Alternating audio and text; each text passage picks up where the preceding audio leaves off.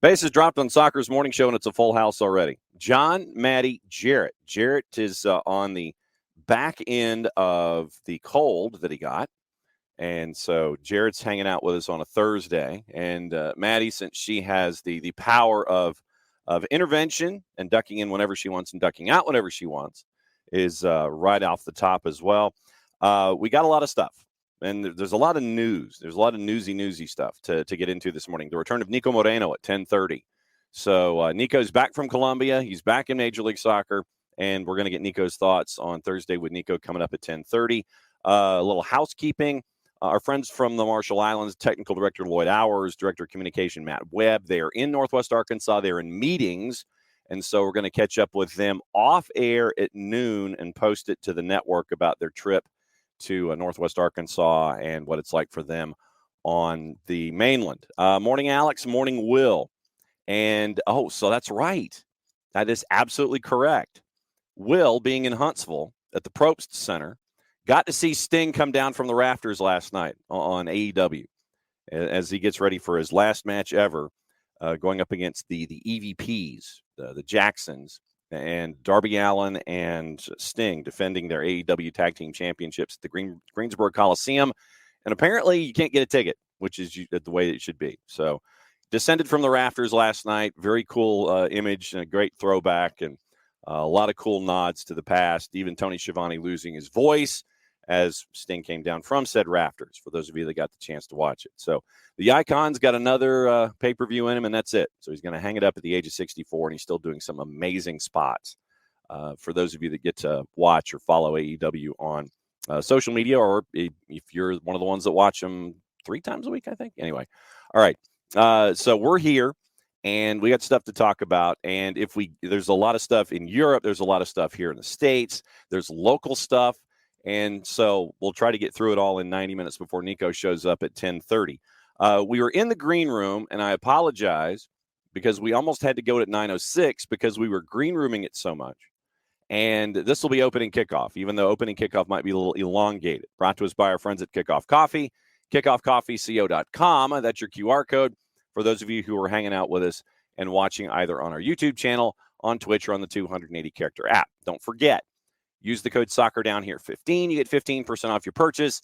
They, in turn, take 10% reinvested into the youth games, youth initiatives. Very, very cool stuff from our friends at Kickoff Coffee and kickoffcoffeeco.com. Inter Miami, I don't know if you've heard of them. They had a match this past weekend that a lot of folks saw, and it was an absolutely crazy bananas match with LA Galaxy, and it was MLS After Dark, no question about it. So there was a call in the match that we've been kind of getting into with the massively soft yellow card from Marky Delgado. And it was great piece of work by Sergi Busquets, where he is, he's trying to earn something late, and he gets a second yellow, a very soft yellow call. Marky Delgado leaves. LAG's down to 10, and eventually it ends up with a game-tying goal, 1-1, and that was how it ended. Apparently, it has been admitted by Sergi Busquets at the press conference yesterday, the outing that you have when players stand in front of microphones, traditionally 1 or 2 days a week. Sergi Busquets admits that Mark Delgado's second yellow was soft and probably shouldn't have been given. He also adds that the way the game was going, sending off play to factor in Messi and Friends tying the LA Galaxy, and from the we could have never figured that out department. But Jarrett was almost the cause of us getting into 9:06 this morning because we were discussing this off air in the green room. So Sergi Busquets, after the fact, yeah, it was soft. Probably shouldn't have been given, but hey, you got it earned, and you got down to 10, and that gave you a fighting chance, and you got the equalizer, Jarrett. Yeah, you got it done. I mean, he's not the first or the last to admit such a thing, and we're going to hang on every single word that Miami has to say going forward. Like if somebody trips over a bit of carpet that gets flipped up, we're gonna get at least 500 words about it. Mm-hmm. So just kind of roll with it and know that you're just always going to hear about every little thing that happens. And people are going to yell at the carpet manufacturer. Mm-hmm. And yeah, I mean, like it's also one of those things where the royal we collectively as a country and as fans are going to point at everything with the replacement referees as if as if pro doesn't make these sorts of mistakes before. Never forget the LA Galaxy made an entire meme format because Yeli Van Dam got sent off for something similar back in the day, where he slid tackled somebody, jumped and rolled, and they got an entire meme format out of it. Not the first or the last instance of this. And yeah, at that point, it's the same thing that I think you're looking for a lot of times in games, which is we need something to spark us to get back into this. Hey, this guy on a yellow is making a dumb decision. I'm going to help him with that dumb decision. Yeah, I'm going to try and earn something that could have been just as easily simulation and a booking for Busquets as it ended up being for Mark Delgado with the Ghost Challenge that happened in Carson on the weekend. So Sergi Busquets, 35-second soundbite. Hey, LA, if you don't want to draw that game, score more goals. There you go. Exactly. Because Miami gave you chances. Oh, they did. Early. But did they give you chances? Oh, yeah. Matty, he admitted it, but it was after the fact, and you can kind of say that after the fact. I mean, you can't. What are you going to do? Appeal it? No. But I mean, what are you going to do? You're gonna. I just it's whatever. I just think it's just every time I watch it, I'm just like, what? I get, in the cartoons when they have the little question marks around, that's literally every time I watch that. Mm-hmm. I'm like, well, it's just, it's just so funny. It's so funny. Morning 4-card morning, Ricky. And yes, Ricky, the story that you were mentioning, we're going to get to in just a sec. The other part of opening kickoff happened after dark, once again, last night, because after all of the activity in the CONCACAF W Gold Cup in the group stage, you ended up with all of the tiebreakers known to mankind evening out. After the group stage, you ended up with everything evening out with all of the results. Puerto Rico and Costa Rica were tied on all of the competition tie-breaking criteria. And this is 4 cards. This is 4 or 5 elements deep. Points, goal difference, goals scored, lowest number of points based on yellow and red cards. So literally for the last, I think, 65 minutes of the match, you had teams that were trying not to foul and get cards, so that way Puerto Rico and Costa Rica themselves could still have the same number of points and go to the tie-breakingest of tiebreakers, Jarrett, the coin flip to determine who got to the quarterfinals. Well, let's be clear. It wasn't a coin flip. It was drawing lots. Yes, the drawing of lots. Sorry. You're on the 4th or 5th. 5th.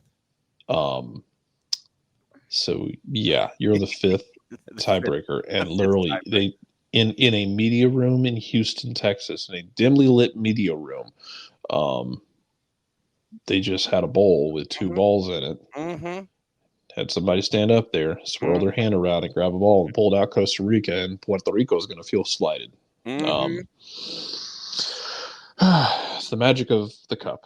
Yes. The very weird cup. Literally at Hell in a Shell in Houston, they go to the press conference room, and all of a sudden, apparently, there were folks doing the blow-by-blow of all of this. It's like you had, there are cameras going into the press conference room, and dudes wearing CONCACAF bibs. You had The one bowl, you had the 2 plastic balls with the names of the teams inside of them. And you literally had a 3.5-minute presentation by CONCACAF explaining what was going on. The CONCACAF representative on the hot mic says, I have a representative here from, neutral country, and this individual is going to stir the 2 plastic balls in this bowl, pull one of the balls out, and that's going to be who makes it to the quarterfinals. That was what we had last night at late night in Houston. It's one of the things, and I'll quote it. I'll quote it from something I saw on Twitter when I saw it. Sure. If that isn't the most CONCACAF thing that's ever happened, I don't know what it is. Absolutely. It absolutely is the most CONCACAF-y thing. Because Group A ended up with the 3 teams making it through: Mexico, U.S., Argentina. Group B, Brazil and Colombia. Group C, Canada, Paraguay, and Costa Rica. So this is per regulations in the scenario. A draw was, this is from CONCACAF, their words, a draw was the only remaining option to determine which team would progress to the quarterfinals. That's it. And so now your quarterfinals matchups: Canada, Costa Rica, Brazil, Argentina, Mexico, Paraguay, the U.S., and Colombia. And it is Saturday and Sunday, March 2 and 3. Canada, Costa Rica, Brazil, Argentina. That one is at BMO. Then the next day at BMO Stadium in Los Angeles, it's the other 2. Then they go to Snapdragon in San Diego on March the 6th. So when we have Bart on Monday, we can discuss what's going on, what happened past weekend. We can get into everything CONCACAF. But yes, it was the most CONCACAF-y thing known to mankind. You had the drawing of lots and the spinning of plastic balls inside of a bowl to determine who gets into a quarterfinal. So we now know our quarterfinals, and it was a live draw, and literally the live draw was carried on television by our friends at CBS Sports Network. So they weren't messing around. Golazo Network, that's the kind of stuff you live for in a situation like that. The live drawing of lots to determine who goes to the quarterfinals. So those 2 incidents, that's your opening kickoff, brought to us by our friends at Kickoff Coffee and kickoffcoffeeco.com. Once again, there's your QR code for those of you who are hanging out with us and listening and watching on the live, whether it's on YouTube, on Twitch, or on the 280-character app. Don't forget, Kickoff Coffee, kickoffcoffeeco.com. Use the code SoccerDownHere15. You get 15% off of your purchase. They, in turn, take 10% reinvested into youth games, youth initiatives. Very, very cool stuff from our friends at Kickoff Coffee and kickoffcoffeeco.com. So that is what's going on with the goofy stuff from the morning ropes. Glad you're hanging out with us on YouTube. But before the show started this morning, and I guess I'll go ahead and do this for the sake of doing it, because at the time it was, in fact, this. So we'll go ahead and play the music.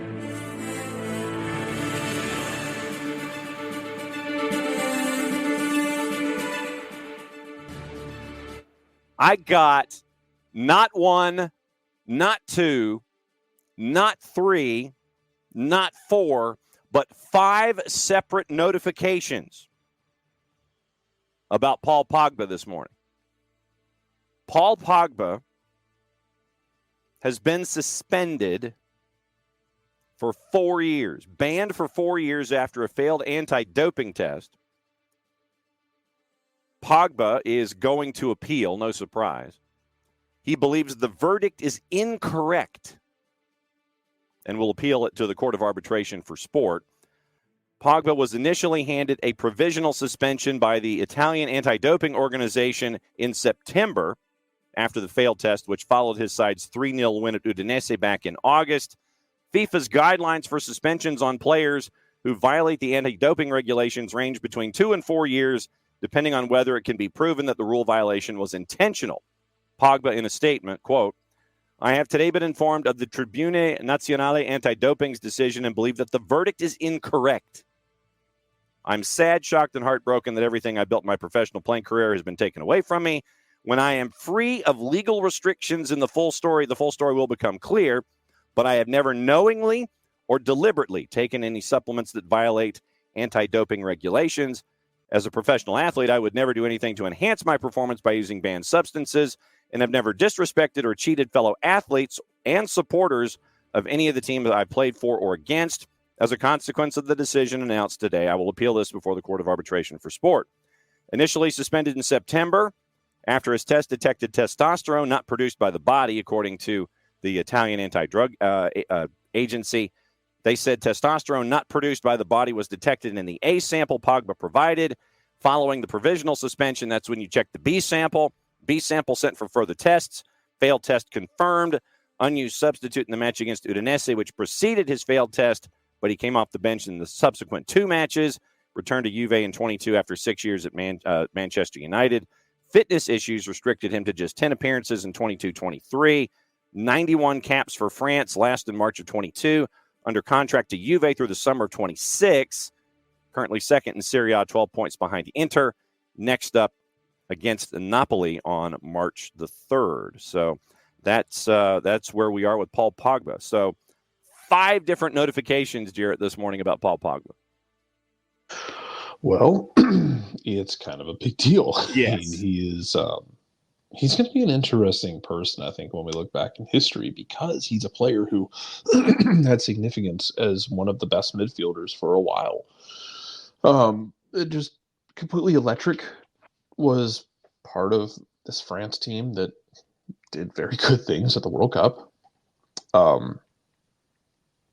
Was a part of 2 giants at 2 different countries and was a mercurial figure at both.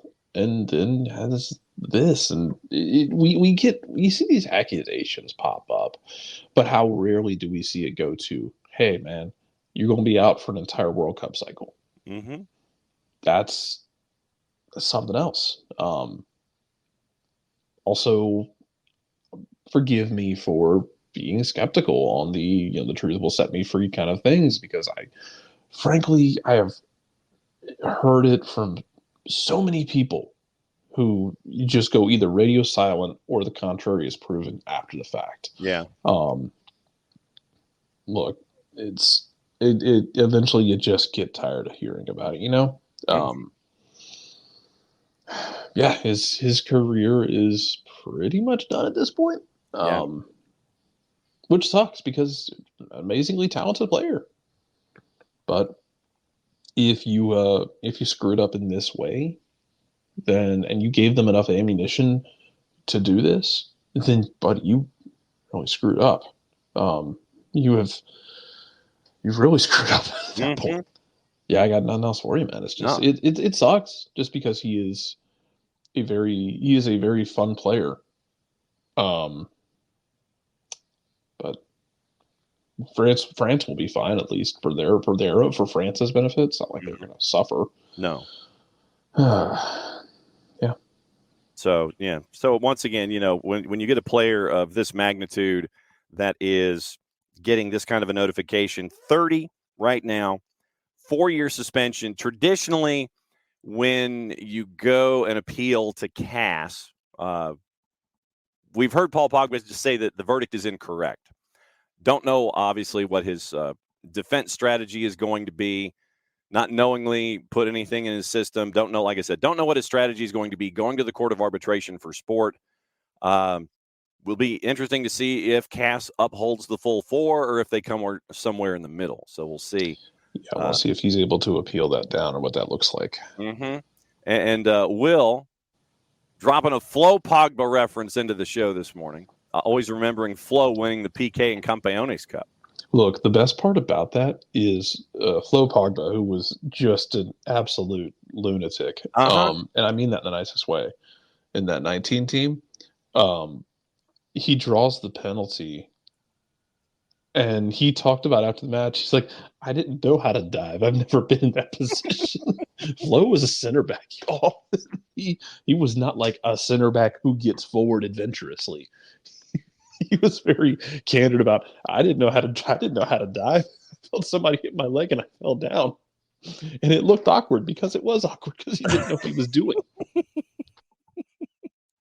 I mean, Flo legitimately was a center back who, I swear to God, he was one of those guys that was more than happy to just jump into the play. And it's like, yep, I'm striker now. Everything's cool. We got this all under control.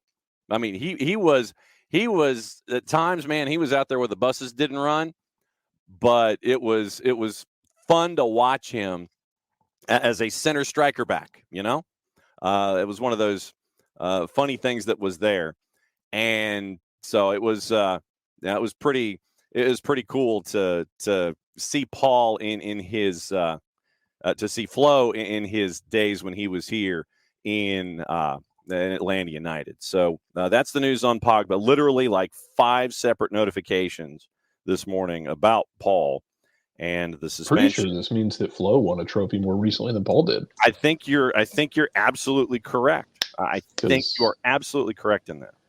Because France won in 18. And Flo won in 19. Mm-hmm. So, yeah. So I think that Flo ended up getting a trophy before everybody else. So good work by Flo. But, yeah, that's the news on Pogba. Yeah, and, Will was played left back for a while because all the other left backs were injured. And so, yeah, it was wild. He was great. He was a delight. Yeah, I mean, like I said, he was what we refer to in the South as an odd duck. And it was fun, though. Okay. Technically, Paul Pogba was a part of the UEFA Nations League winning team for France in 2021. Yeah, if we want to count that. Mm-hmm. Do we count Nations League? That's a great question. Mm-hmm. Kind of out there, It is a trophy. The deep sigh from Jarrett that just solidified it. He's thinking about it. He's like, are we? I don't know. He said, deciding whether to count that as a real trophy while Kepe on his cup is sitting on the other side. Hey, man, exactly. And so, yes, Alex, remember when left back was our defense against the dark arts professor role?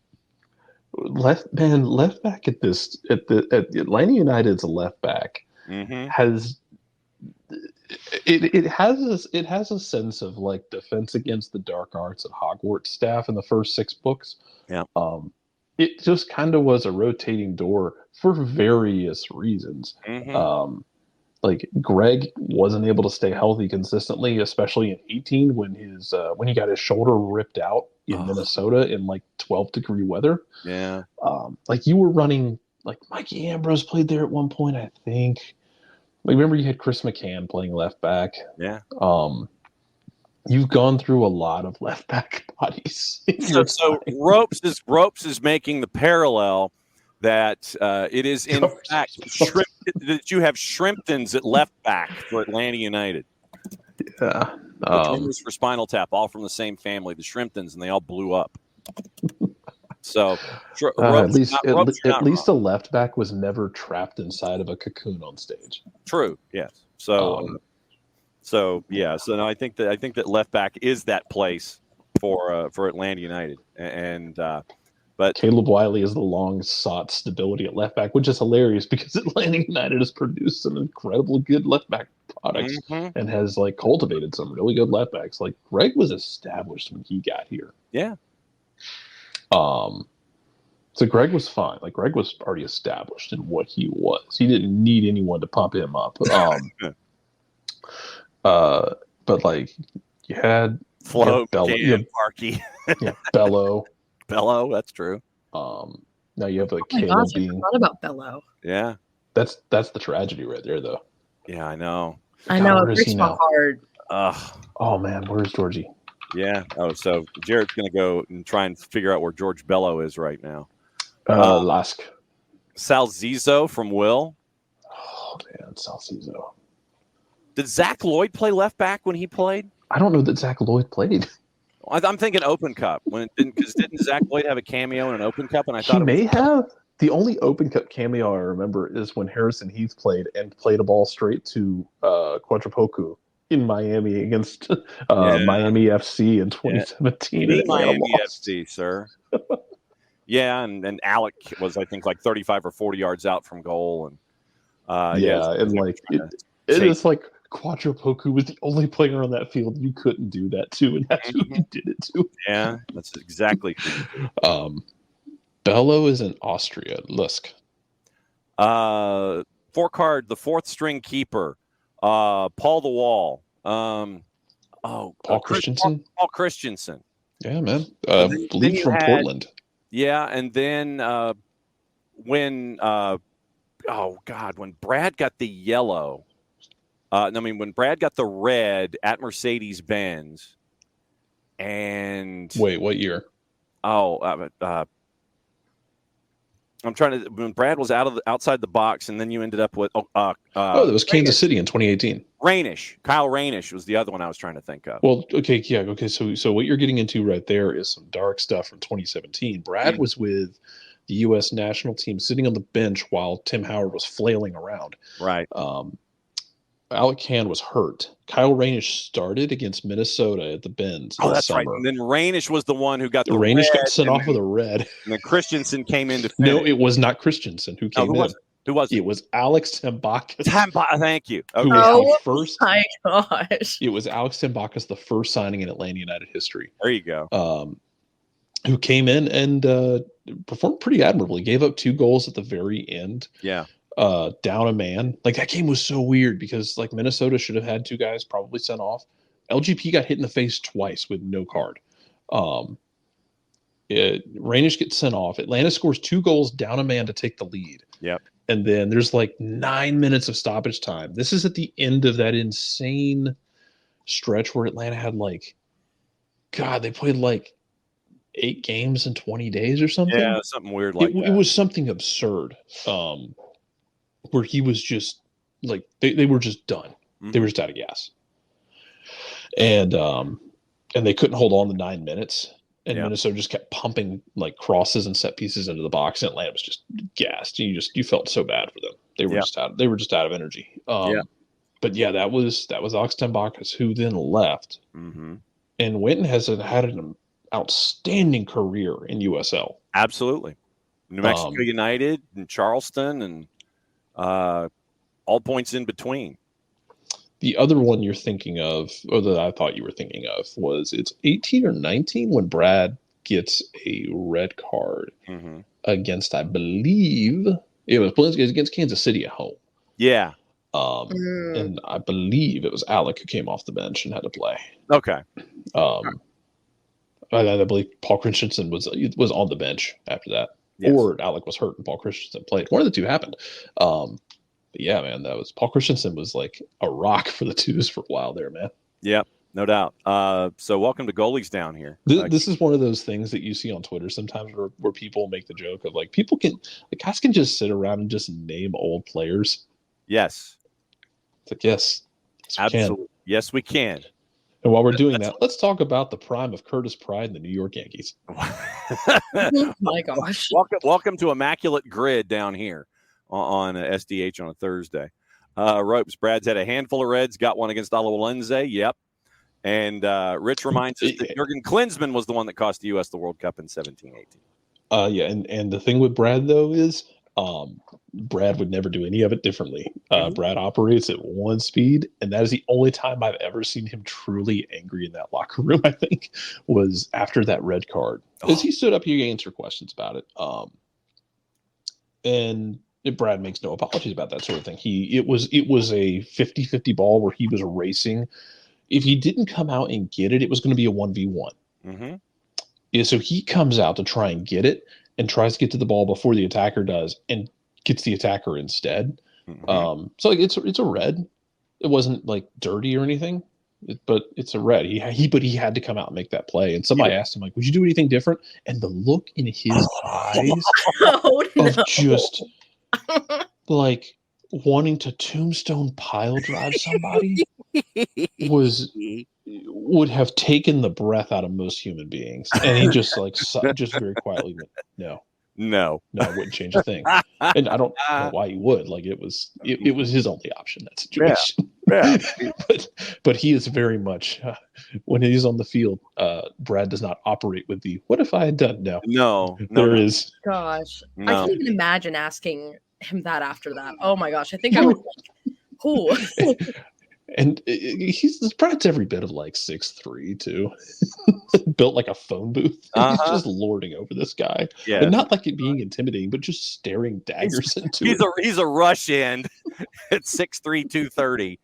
and not someone that you wish to suffer fools with your Q&A.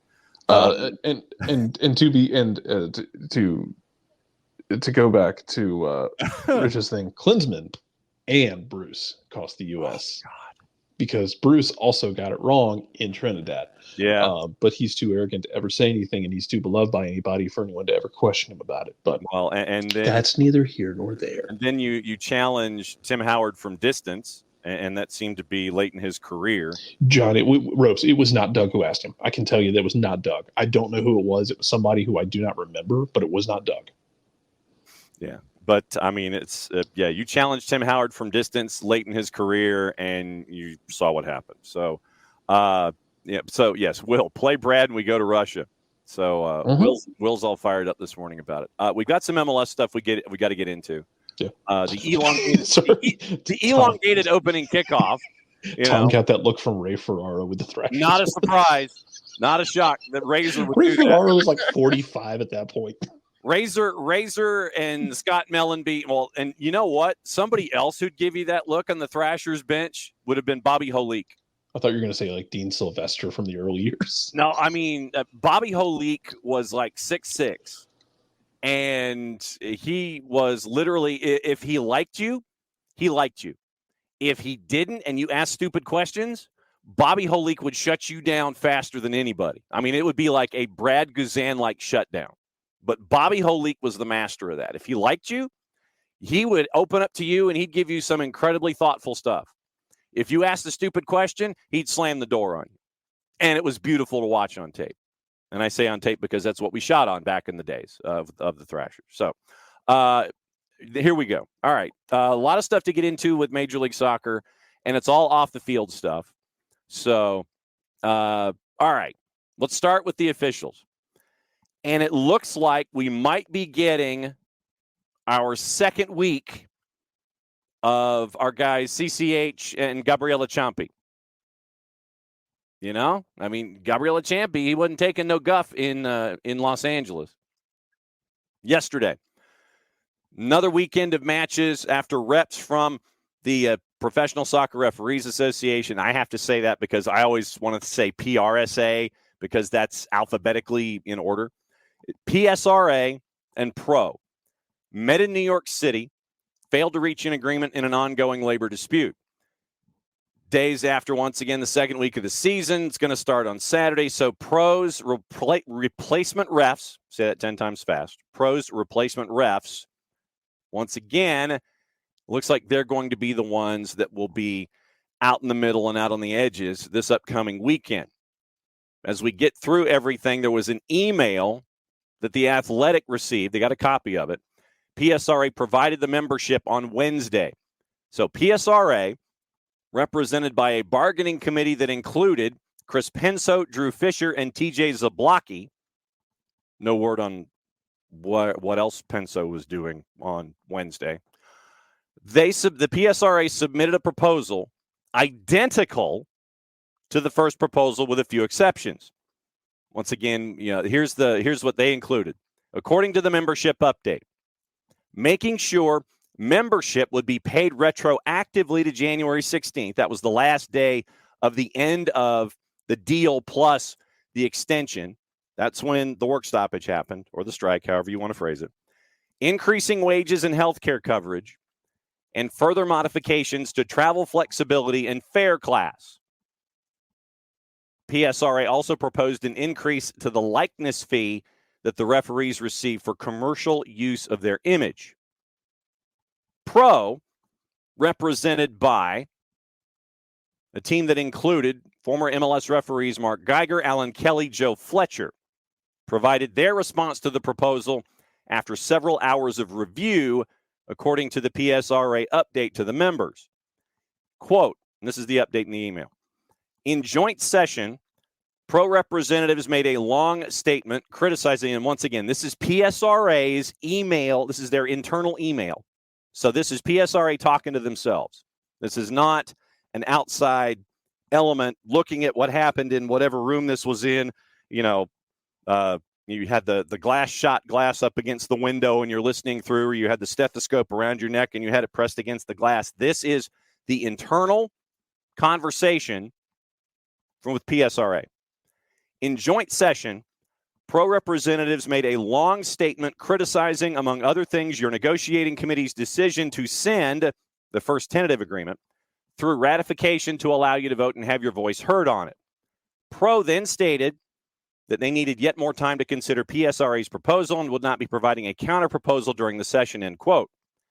PSRA and Pro were joined at the negotiating table by members of the Federal Mediation and Conciliation Service, an independent government organization working to help solve labor disputes. Federal mediators will determine when Pro and PSRA will meet again to resume negotiations. Sidebar, unrelated, I would hope that is going to be soon. Say, I don't know, Monday, Tuesday, not like May or something, but soon. You would hope that the answer from the FMCS is going to be soon, and meaning next week, to get this done. Pro and PSRA obviously declined comment. Both sides have accused each other of unfair practices during the lockout. Pro filing an unfair labor practice complaint against the PSRA last week, alleging the referees union had made efforts to intimidate replacement officials. You'll remember the line that came out last week about one of the individuals who was apparently at the table on Wednesday, allegedly threatening replacement officials. PSRA, for their part, filed complaints against Pro, alleging that the organization engaged in direct dealing, bypassing the union, attempting to sway union members directly. They also alleged that Geiger sent a letter to union membership threatening a lockout and threatening inferior terms if the PSRA did not agree to Pro's initial offer. So, once again, here's where we are. PSRA at the table, Pro at the table, federal mediators at the table yesterday. Pro, according to the PSRA, talked a lot, criticized the negotiating committee's decision to send the first agreement through ratification to allow you to vote and have your voice heard. Pro then stated they needed more time, would not be providing a counterproposal. But basically, PSRA, in their adjustment, once again, looking for retroactive payment to the end of the last deal. So right now you're at like 6 weeks worth of pay. Increasing wages and health care coverage, modifications to travel flexibility and fare class. PSRA, once again, wanted a likeness fee increase for commercial use of the image. So that's where we are. It looks like we're going to be getting week number 2 of our replacement officials in the middle and on the edges. So, Maddie, week number 2 of having folks possibly earning their future keep with what we've been seeing with Major League Soccer. Yeah, I mean, listen, I think the replacement refs, especially from last week, there was nothing that really stood out to me in essence of, how well that performance was or anything like that. I mean, other than the second soft Delgado yellow. Geez, other than that one, everything else was pretty on par. Yeah. And I think that this whole I'm trying to find the word that I'm trying to say here. Negotiation. That's what I'm trying to say. Negotiation. It's it's so confusing. Mm-hmm. It feels so confusing, and it's weird. I honestly I don't have much to say on it because I haven't really looked into it, especially this week. But once I do, I'll come back with. Been kind of busy, I know. I've been kind of busy flying around all over the place, but I mean, Jared at the same, So I mean, Jared at the same time, Tom, nothing saw or heard that was egregious. Yeah, I mean, nothing that was too crazy for me to sit there and be like, oh, okay, yeah, this is why we need Pro. This is, I mean, Jared, you did not have the situation of Aaron Rodgers throwing it to the back of the end zone, and you've got the back judge and the side judge going, yes, it's a catch. No, it's not a catch. You didn't have any of those situations. And the thing is that we have these situations when we have pro officials. I mean, we still have these same discussions. It's just different batch of dudes. We do, but people don't want to talk about it. talk about that right now. Everyone wants to point to every single mistake that the replacement officials are making. Never mind the fact that we have an entire league-sponsored segment reviewing close calls and whether or not they were done correctly, and we have press releases every week about calls that were missed and how VAR was used. Mm-hmm. And that's okay. There's nothing wrong with that inherently. I think it helps with the transparency. My biggest beef with everything about this is it feels like you got a lot of people who care more about winning a PR battle than they do about actually getting a deal done here. Mm-hmm. That's my thing, is I'm like, it's this back and forth of like, we're going to accept the offer, we're not going to accept the offer. And then it just keeps going back and forth. And then like emails getting sent to places, like telling them like what happened and saying that they denied this and that they didn't give us what we wanted. It really does, like, and that's a great way of putting it, Jarrett. It literally feels like they're trying to win this PR battle and like win over the public, kind of, and not trying to find a deal, which, and also I think the whole idea that, you know, like, yes, there is a lot of gripes with Pro. There is a lot of gripes. I know that I've had my fair instances where I sit there and I'm like, that was really bad.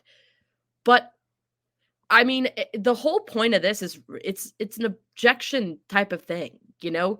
Sometimes we're all human. Sometimes you're going to miss a call. Sometimes you're not going to miss a call. It's, you know, it's just, it happens. But I think that there's certain elements of it where it's like, okay, there is a PK and you're not going to review it because you have the technology to review it. Make it make sense.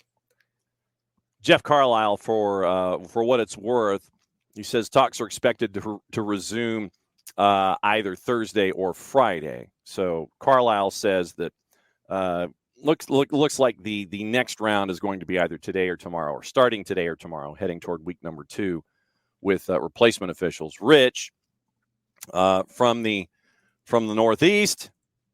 Don't want the replacement refs to get the job just despite the regular refs of getting livable wages. Scabs are bad and all, according to Rich. But, Rich, let me ask you this. What if, I mean, think about, and this is a discussion that we've had universally here. How many times on the morning show have we, and, you know, Jarrett, when Jarrett goes and will watch what's released by Pro on the weekly Oopsie report, how many times, and I mean, how many guys are, and how many officials are in our collective crosshairs on a weekly basis, and we sit here and say that so-and-so needs to improve, so-and-so has no business being an AR or a fourth or a center ref in Major League Soccer, and we're now building evidence of possibly, if you end up with guys that do as well as we've seen with others, where you could have guys like Gabriella Ciampi or CCH, who called 2 matches in the opening week, have those guys, once again, being guided by more senior VAR, senior officials, and the schooling that could be attached, where you could possibly be challenging those folks that we rail on a weekly basis. What is it they say? Out of crisis comes opportunity. Well, the one that's going to stick out to me about all this is that, go back to before the Miami game. Yeah. Basically when they were like, hey, we're going to have to use replacement refs because you were still in the middle of negotiations. Mm-hmm. There was the report that they had reached an agreement.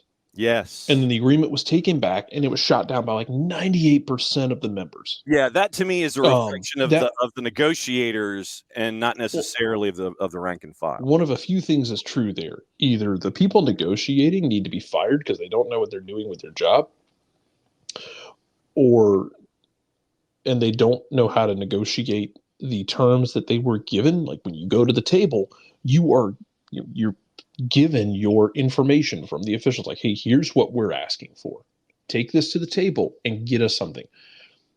Either they came back with a deal that was nothing, mm-hmm. or what they were given was not what was actually going to be something that was possible to be agreed to, and they were looking for a stoppage to try and ratchet up the pressure to get more down the road. Now, the problem is, the longer this thing goes, I don't know what they're going to have in terms of leverage as this thing keeps going. Maybe they were or are counting on the replacement officials being just horrifically bad. And they've been some good and bad moments. I thought they've used VAR pretty well. Yeah. I would rather especially in some tricky moments, time. man. Like we haven't talked about the Atlanta one. I haven't had a chance to, mostly because I've been dead for the last few days. Go for it. But like the Atlanta one, the penalty, where they didn't immediately go to VAR to look at it. It's a tricky situation because the guy's laying in the ground, middle of the box, and you've got people calling for trainers immediately. You wait for that to get done. You're talking to VAR during this extended stoppage.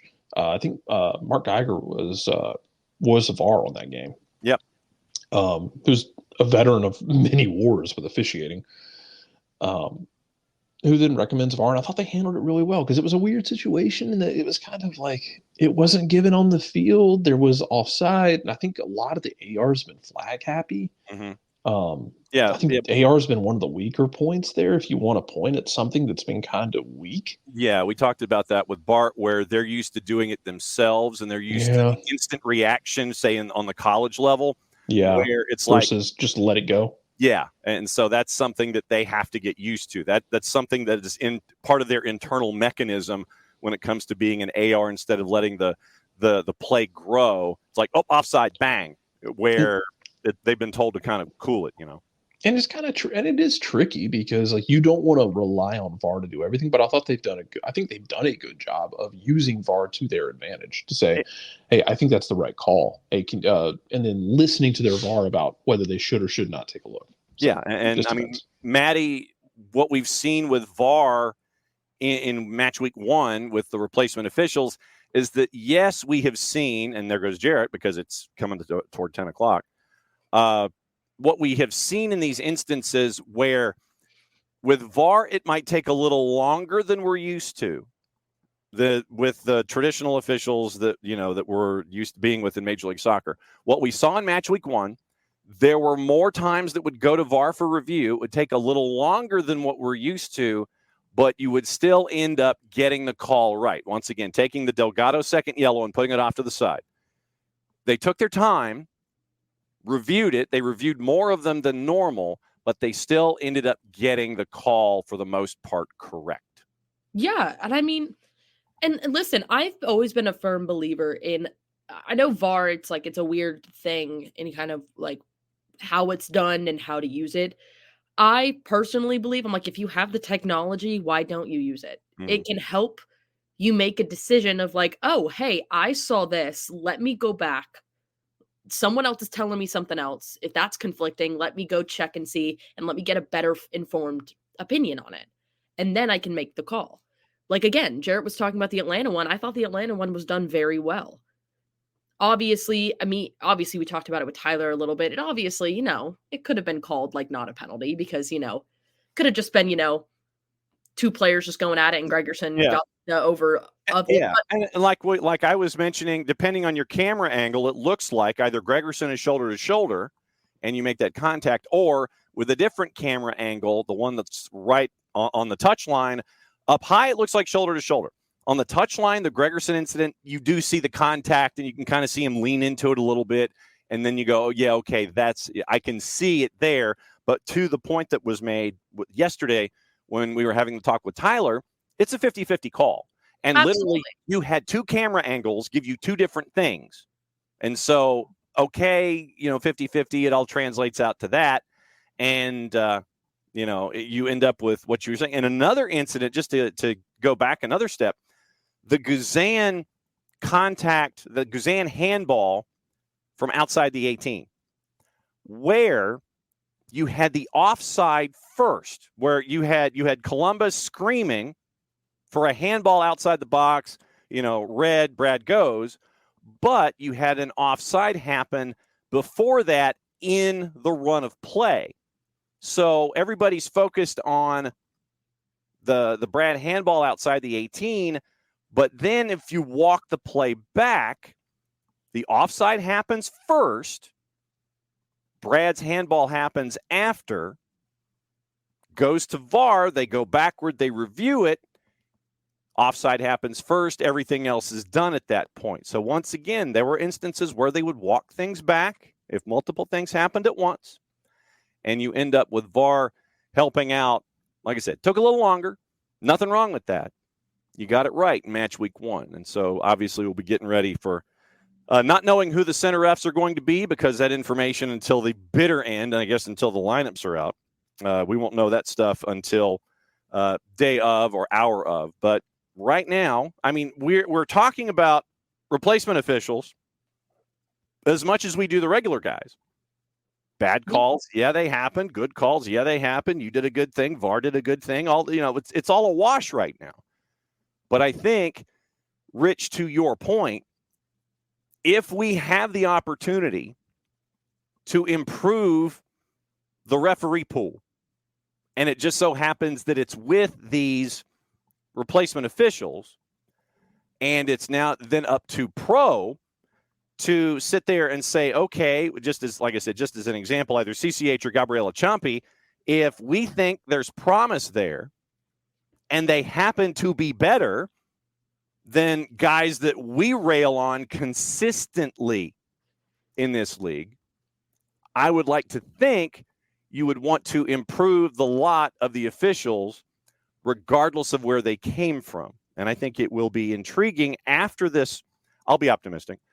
After the work stoppage is over, after the strike of the disagreement or whatever you want to call it is over, if any of these individuals are brought in under the pro umbrella to learn more, get more reps at USL Championship, and then, maybe be a fourth or something like that, how many of this group of 66 get that chance with Major League Soccer because of how they perform in these situations? And I would like to think that we would want a general improvement of the pool, so we're not sitting here and yelling at folks on a Monday about bad calls that just so happen to be in matches that we watch on the weekend. So, I mean, that's it's tiring, it sucks to sit there and see a game where you have to say, oh, that game was dictated by the ref.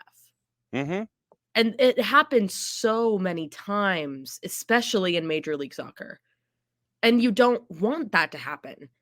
And listen, I know it's all a judgment call, but I mean, and even looking on the positive side of it, when all this is done and pro gets back to work and what they do, and where these replacement refs end up going, if they get to the chance to ref in Major League Soccer for a bit longer, they grow the pool, they're getting really good reffing experience.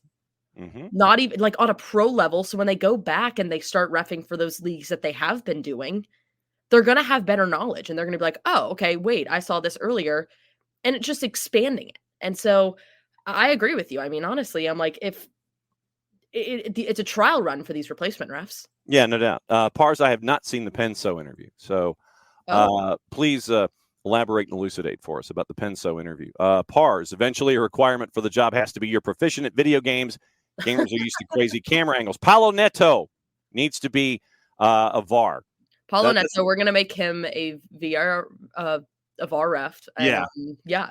So, and then assign him to Atlanta United matches only. Just make sure that Paulo is locked in to VAR for Atlanta United matches.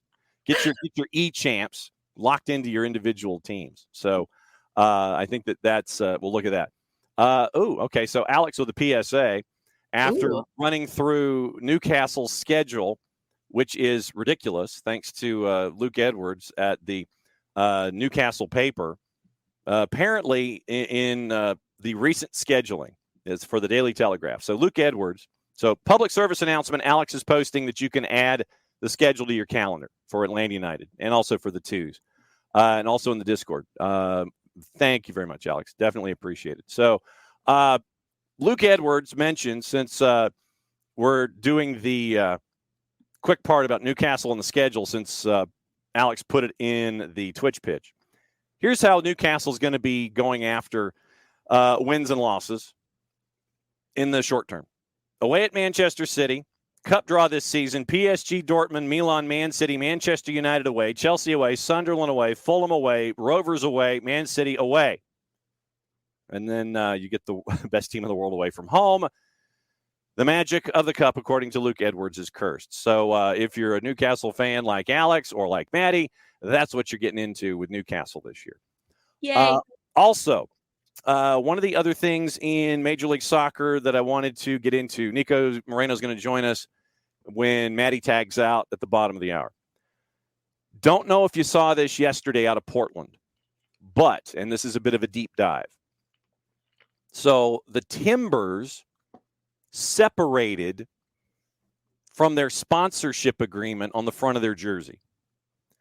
This happened yesterday afternoon, and this is why journalism rocks.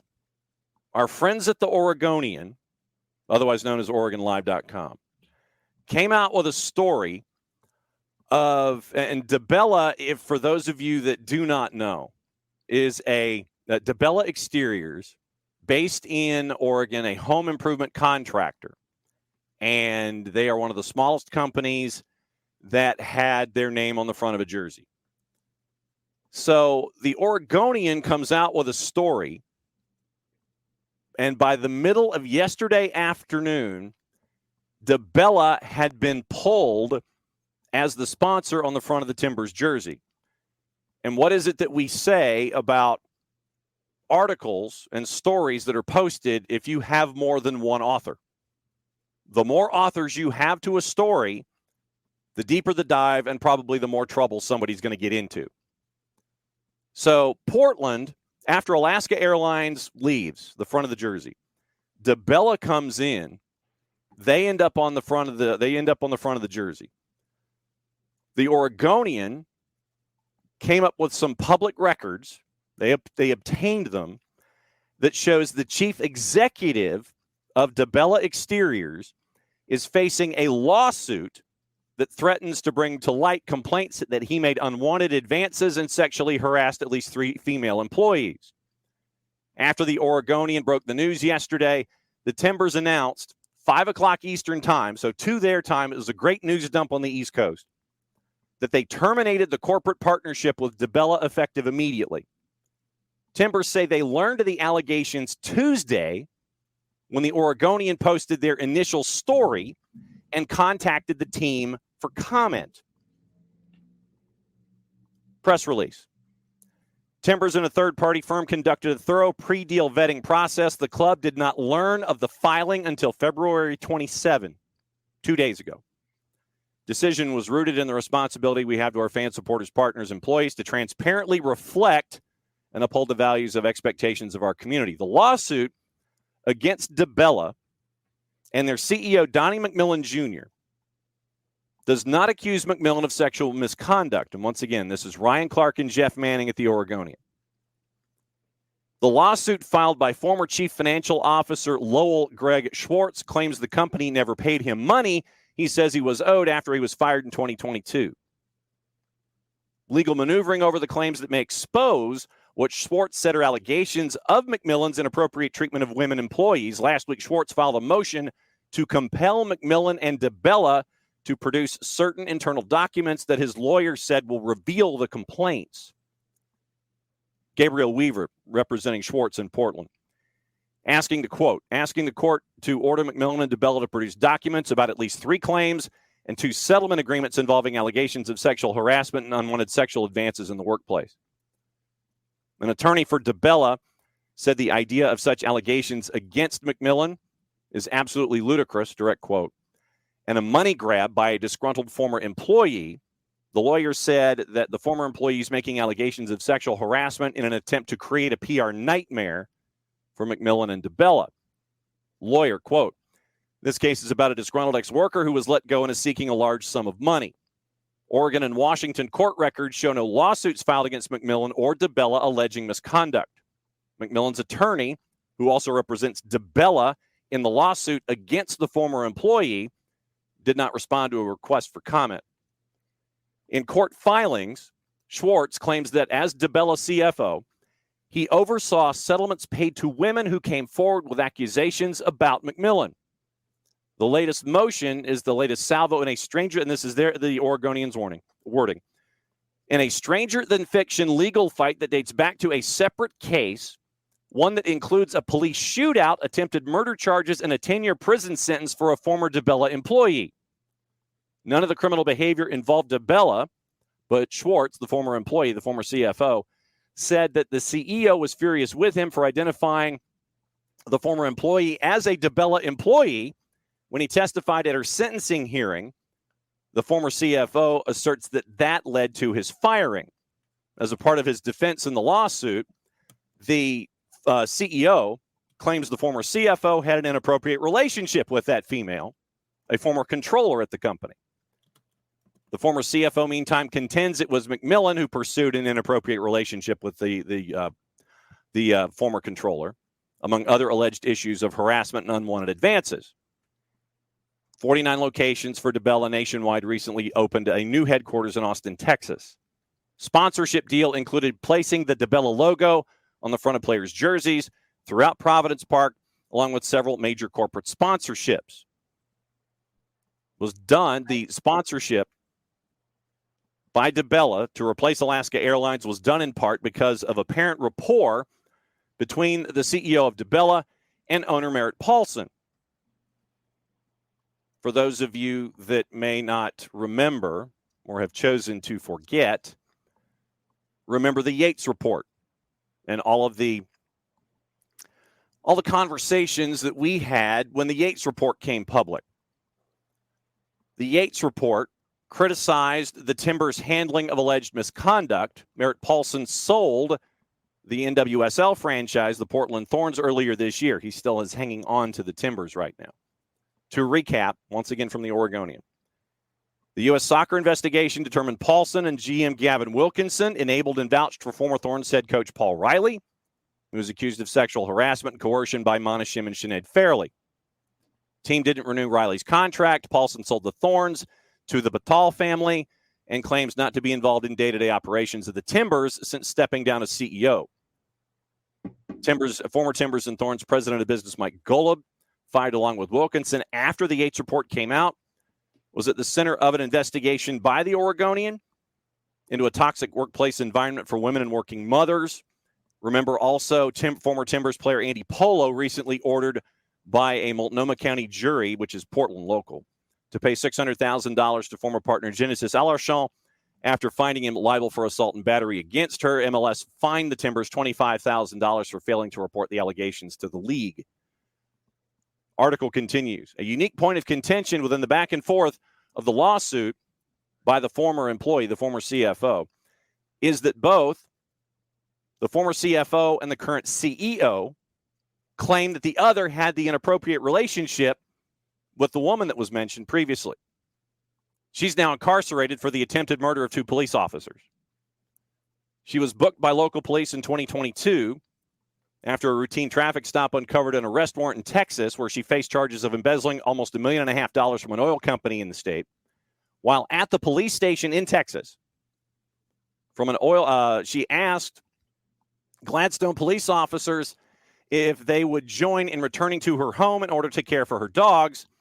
After the 2 officers obliged and entered the home, the woman retrieved a gun and fired shots at them, injuring both. Subsequently, that was when the former CFO identified the woman as a former DiBella employee. That's where the former CFO claims his termination was an example of the CEO and the company, DiBella, retaliating against him for testifying in that case. So preliminary statement motion is there as well. So your required deep dive reading today is what's going on in Portland with the DiBella removal from the front of the jersey involving the Portland Timbers and the DiBella business and everything going on there. So just wanted, as a bit of a PSA, to let you know, when you're watching Portland this weekend or in the future, they're going to have a blank front of the jersey.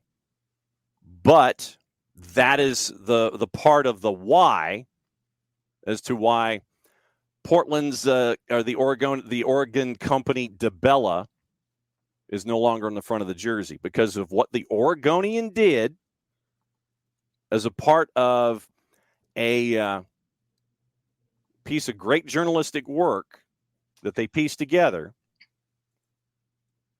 And the Timbers have now dropped the sponsorship after accusations against the CEO. So Ryan Clark and our friends at the Oregonian did great journalistic work. They came across this story. They report the accusations, and literally within the half hour, the Timbers announced the termination of the partnership. Literally, the Timbers they said that they learned about the relationship when the Oregonian was reporting the story, contacted the team for comment. Timbers said, this is the first we've heard of it. 25 minutes later, sponsorship's done. So that's your requested deep dive for the day when you have time. Jeez, I thought it couldn't get any crazier. Mm-hmm. And then it just kept going. Mm-hmm. You kept being like, and then, and I was like, there's more? Yeah, absolutely. There is more. And there's a quoting Clubber Lang in Rocky 3. There's a lot of Mo. There's a lot of Mo Stallion, a lot of Mo. And it is a story that had a lot of tentacles to it. And I thought it was important first and foremost because we would be watching these matches and you're sitting there going, well, what happened to DeBella? And then you go and you do the deep dive and the read as to what's going on with DeBella, and you find that out. So that's what's going on right now with DeBella and lawsuits and allegations and why they are no longer on the front of the jersey for the Portland Timbers. And so Tom says, imagine all the poor bastards who spent $150 to $200 on those kits that now basically can't wear them. Yeah, you've got that. And the joke is there, and it was made. And I'm going to repeat the joke. It was a dumb joke, but this is where folks will go these days on the 280-character app when it comes to getting in the quip, getting in the cute little line, getting in the one-liner and sitting there going, hey, look at me. You know, it's one of those look at me moments. Mm-hmm. I'm not going to say who did it. It's out there. You can find it. I'm not going to give this person any kind of credit for a stupid one-liner, but they basically went there and said that DeBella is going to retire as the most successful front of the jersey sponsor in Major League Soccer history with a record of 1-0 and 3 points. So, classy call. Good one-liner there for dropping that. I'm not going to say who said it. I saw it. I'm not going to repeat who it was. The person doesn't deserve the time of day for saying something like that. Yep, agreed. And so, like I said, you can find it, make your own comment, say what you're going to say, do whatever. But, yeah, I mean, you know that there are times out there when folks want to sit there and go, hey, look at me. And this was one of those moments yesterday where somebody thought they were being funny and not really getting into the underlying issues as to why DeBella is no longer the front of the sponsor for the Portland Timbers. So, yep. Once again, it's 280 characters. It was 140. It went to 280 for a reason. And sometimes you can do a lot of damage with less than 140 characters when you're out there these days. So, so that's the story of DeBella and the Portland Timbers. Posted the main article that we read from, and then you can check the links and go and find out all the other tentacles of the case. But great work by Ryan Clark and our friends at the Oregonian and Oregon Live. And kudos to the Portland Timbers, who did not wait a half hour before knocking DeBella off of the jerseys. I was going to say that too. Like I would say props to the Portland Timbers for once they heard about it, it wasn't even like oh, well, we have to think about it. Like they acted immediately and completely were like, nope, we're done. Yeah. According to Paul Tenorio at The Athletic, the Timbers are, they came out with their own statement, and this will come at 7 figures to the left of the decimal place in cost for Portland. Because as Tom mentioned, that, Monday is the starting of the swear jar. Yeah, Monday is the starting of the swear jar. But to Tom's point, you've got all those jerseys that you printed. And the Tenorio article says, Timbers, who have a significant inventory of 2024 jerseys with the DeBella logo on the front, among other activations and signage throughout the stadium. Timbers CEO Heather Davis said the team is still working with Major League Soccer and Adidas to figure out the next steps in what she said was an unprecedented situation, but that the team acted quickly to terminate the partnership without regard for financial consequences. Quote, this was something that was brought to our attention yesterday late afternoon. We made the decision quickly, but have been working with our partners at the league and Adidas and others to understand all the implications here and how we're going to handle those. We don't really have a lot of answers. I can't say that we're not going to play in jerseys with DeBella on the front of them this weekend and that DeBella won't appear in our stadium. The complexities of the retail component of this is something that we have MLS partnering with us and working with Adidas to sort out, but it's unprecedented, so no one has easy answers, but everyone is committed to figuring it out. Davis said, and the team will play with a shirt with a blank front. No plans for what could come next for the jersey front sponsorship at this time. Davis said, we did what was in the best interest of our club and our community, as well as our staff and other corporate partners. And so we went through what happened with the Thorns on that side. So that's where we are once again with the Portland Timbers and where they're not with DeBella. So that's the latest there. We got 15 minutes. There's some other news that's out there, plus all the stuff that's going on internationally. And yeah, I think Pars and Tom, we will make the allotment that we will make the allowance that if you can say it on TV, it's not going to go in the swear jar. But since Safe Harbor doesn't really exist anymore, and depending on the channel and where it is in the cable dial, you can pretty much air whatever you want. We do have some decorum here on the show, but yeah, starting Monday is the swear jar. So that's where we are. Reminder: if you haven't joined the Fantasy League yet, join the Fantasy League. I put in my request, and I have not gotten anything for it. Okay, so at Jason Wright with a W, AGEN on the 280-character app, the Jason Wright with a W agency on Facebook. And if you're new to the league, he'll send you the links. You fill out the forms, you hop in the league, and you're good from there. If you would be renewing, please renew. I'm sure that the information is in the Discord. If you forgot about week 1, because I think Jason and the other commissioners were like, okay, we'll wait till match week 2 before we start getting into competitions.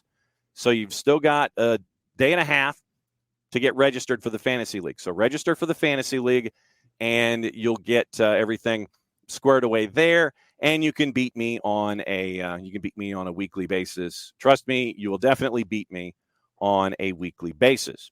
Also on the board, Open Cup. We forgot to mention about Open Cup. And once again, according to Jeff Carlisle, yesterday, as soon as we got off the air, naturally. So this is what happened with the Open Cup yesterday. And once again, according to Jeff Carlisle over at ESPN, Carlisle is told that the Open Cup format could be released in the next day or so.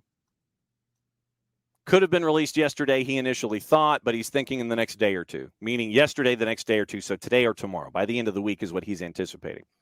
As of now, the top 7 Supporters Shield finishers not in the CONCACAF Hemispheric Extravaganza will enter their first teams.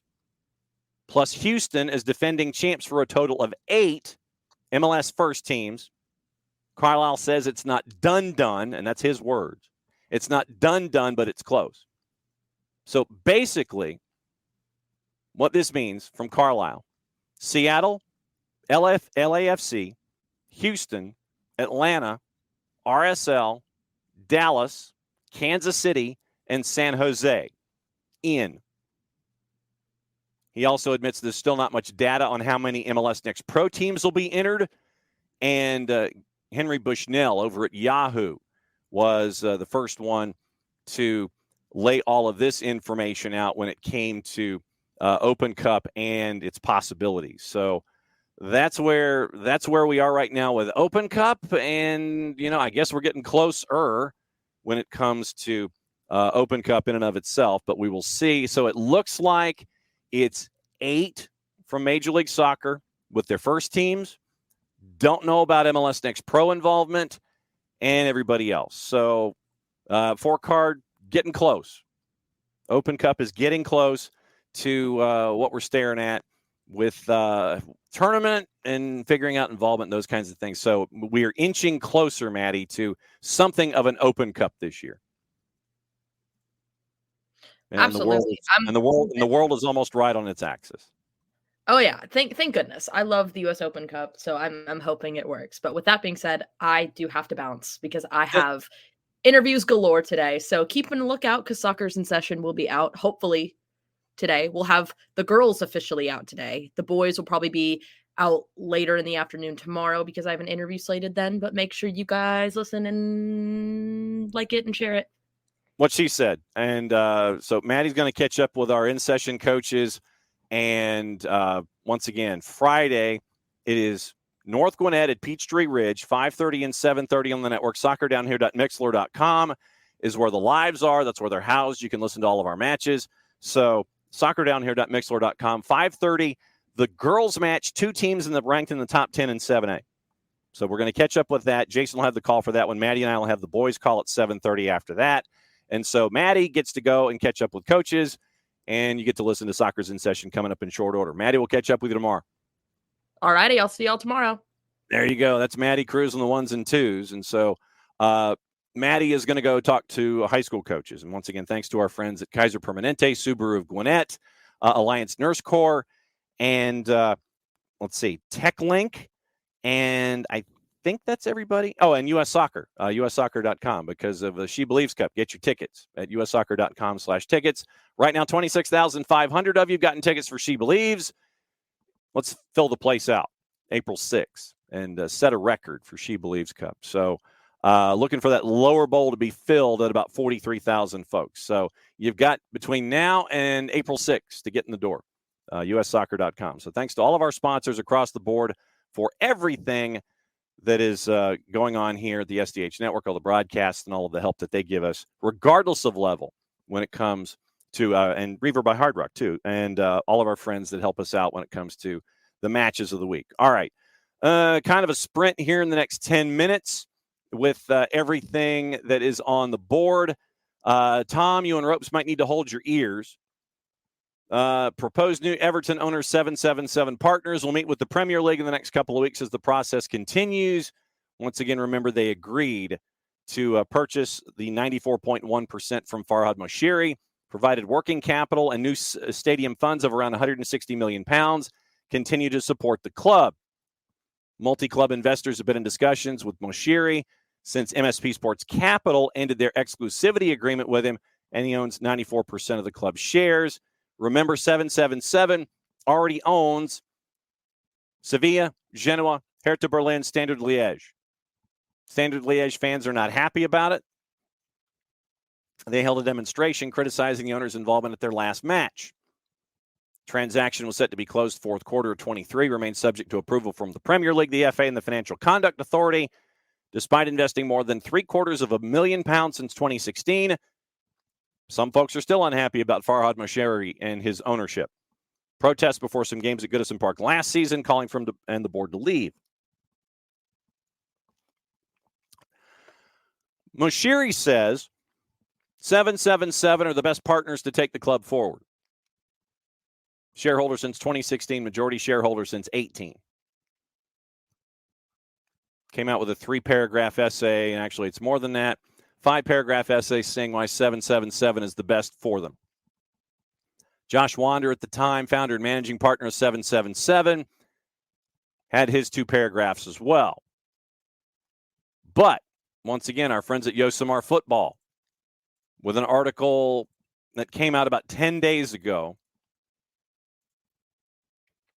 is not so shiny on 777. And here's why. New documents came out.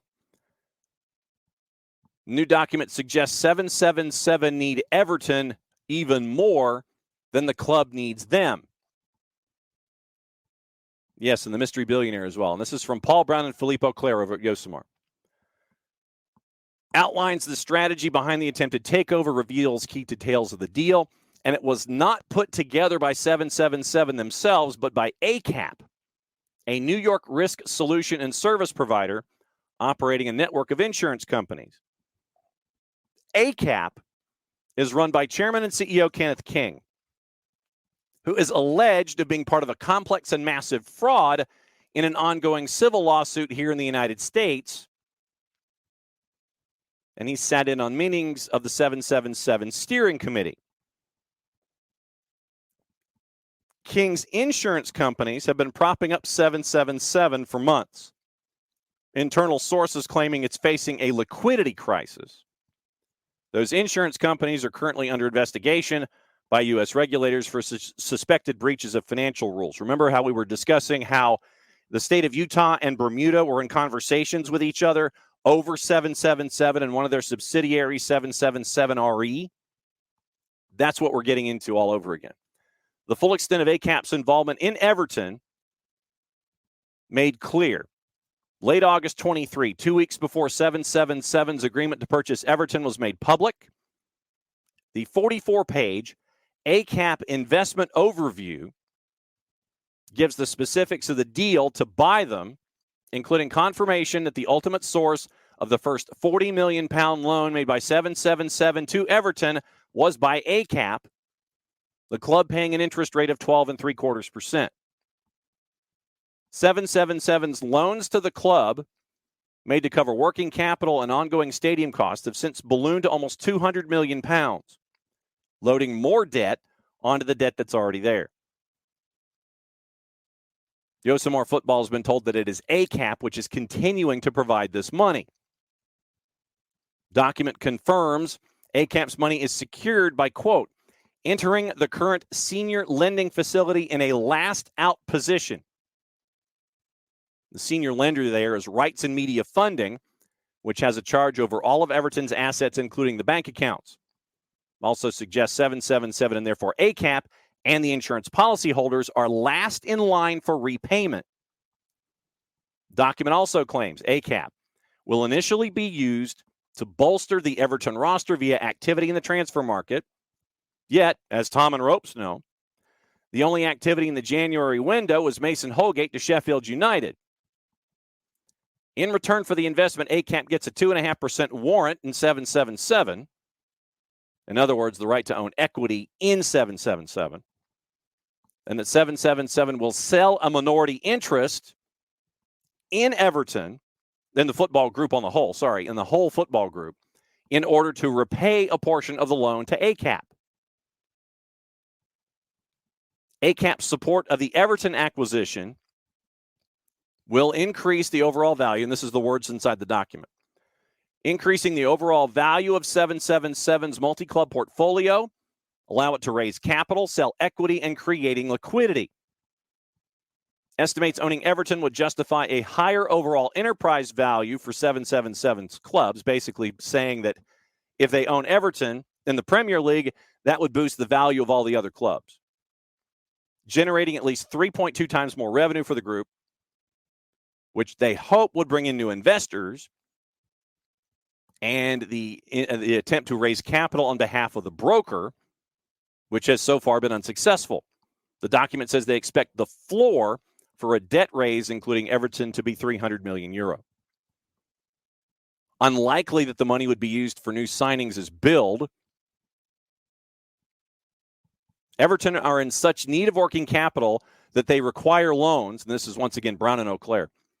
Everton are in such need of working capital that they require loans from an entity which is in dire need of working capital itself. So one projection made in the document estimates even then 777 would need to sell equity between 30 and 50% to cover financing needs. So you're out there trying to find some help. Dude walks up to you and goes, "Yeah, I'll help you." But the dude who walks up and says, "I'll help you," he ain't, flush with cash either. And so apparently also 777 is facing a huge squeeze on its finances. I know, four card. It is a mess. Not good to be last in line for repayments. Absolutely true. And 777, remember we talked about them earlier. Remember some of the subsidiaries have been having to borrow money at an interest rate as high as 52% interest. So that's what you're staring at right now. Yeah, four card, you're not alone in this. All you hear is funny money. You're not wrong. But yes, it is not good to be last in line for repayment. So basically, once again, great piece of investigation by our friends at Yosemite Football. But 777 is trying to invest in Everton so they can stay afloat themselves. That's basically where we are. So if you like apples, that's where we are with Everton. 777 is supposed to be meeting in the next day or so, or the next week or so, with the Premier League. Good news out of Bordeaux. Albert Elise is out of his coma and gradually recovering after the head injury. And the video's out there. I'm not going to recommend watching it, but it is out there. Woken up gradually recovering from the head injury. Involved in a clash of heads with Guingamp defender Donatien Gomis in their Ligue 2 match. Paused for 8 minutes as he was taken off the field. Then taken to local hospital for further treatment. Included surgery, placed into a protective coma. The family said he was showing signs of recovery and had regained consciousness. So Albert is awake, appears to be gradually recovering. Great news there, and you hope that the recovery continues there for Albert Elise. Cristiano Ronaldo, remember we talked about it yesterday where he decided that he, for the third time in a year, in a season, was going to make an obscene gesture to the crowd after they chanted Messi, Messi, Messi. Handed a one-match suspension. CR39, the video's out there. He cupped his ear in what appeared to be the direction of Al-Shabaab fans after Al Nassr won 3-2. And then he repeatedly, according to Colin Miller at The Athletic, thrust his hand forward near his pelvis while the fans were chanting Messi, Messi, Messi. Ordered to pay a fine of 10,000 reals, which is like 2,500 euro, 2,700 US bucks, and twice that to Al-Shabaab to cover the cost of the complaint filing fees. So 34 goals, 35 appearances this season for the league that we neither condone, endorse, or promote. But yeah, so you make an obscene gesture in the eyes of the Football Federation, you get fined $2,700.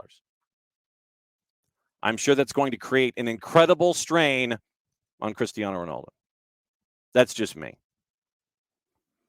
I know that we don't have the time to get into it this morning, but once again, let me get into requested required reading, and it has to do with what's going on out in Rockdale County.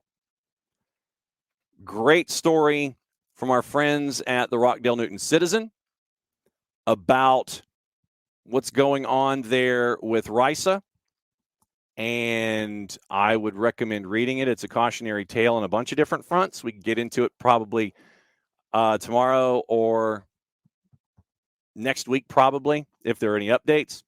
By the way, tomorrow after Beyond Goals Mentoring at 9:30, Stephen Glass, head coach of Memphis 901, is going to join us. So it'll be great to catch up with Glassy and get his thoughts leading into the 2024 season. The headline for the article, Youth Soccer Program Catastrophically Damaged by Failed Contract. Alice Queen out at the Rockdale Citizen has a long piece, and it's one of two, about where the Rockdale Youth Soccer Association may not field soccer teams for the spring season because of the lack of investments and things like that, and investments that failed. So that's requested required reading today, and it's a lot of requested required reading today on a bunch of different fronts. So that's where we are. It is 10:35. We got a half hour to go on a Thursday, and it's been a while. It has been a while because someone has decided that he actually wanted to go on vacation and stuff. and he wanted to like enjoy time before match week 1 could kick back in for Major League Soccer. Traditionally, the last half hour on Thursdays, we go to Seattle. We find out how many cups of coffee our buddy Niko Moreno is in, what mug he's using, and what he thinks about what's going on in Major League Soccer. So it is that time. 10:35. Niko Moreno in Seattle. What's going on, SDH family? John, it's been a while. You are right. I am a selfish person. I really try to get on board on Thursdays. There was always something happening. I was either at a mountain with zero signal or at a beach where it would have looked absolutely terrible to be on with you guys. So I decided, you know what?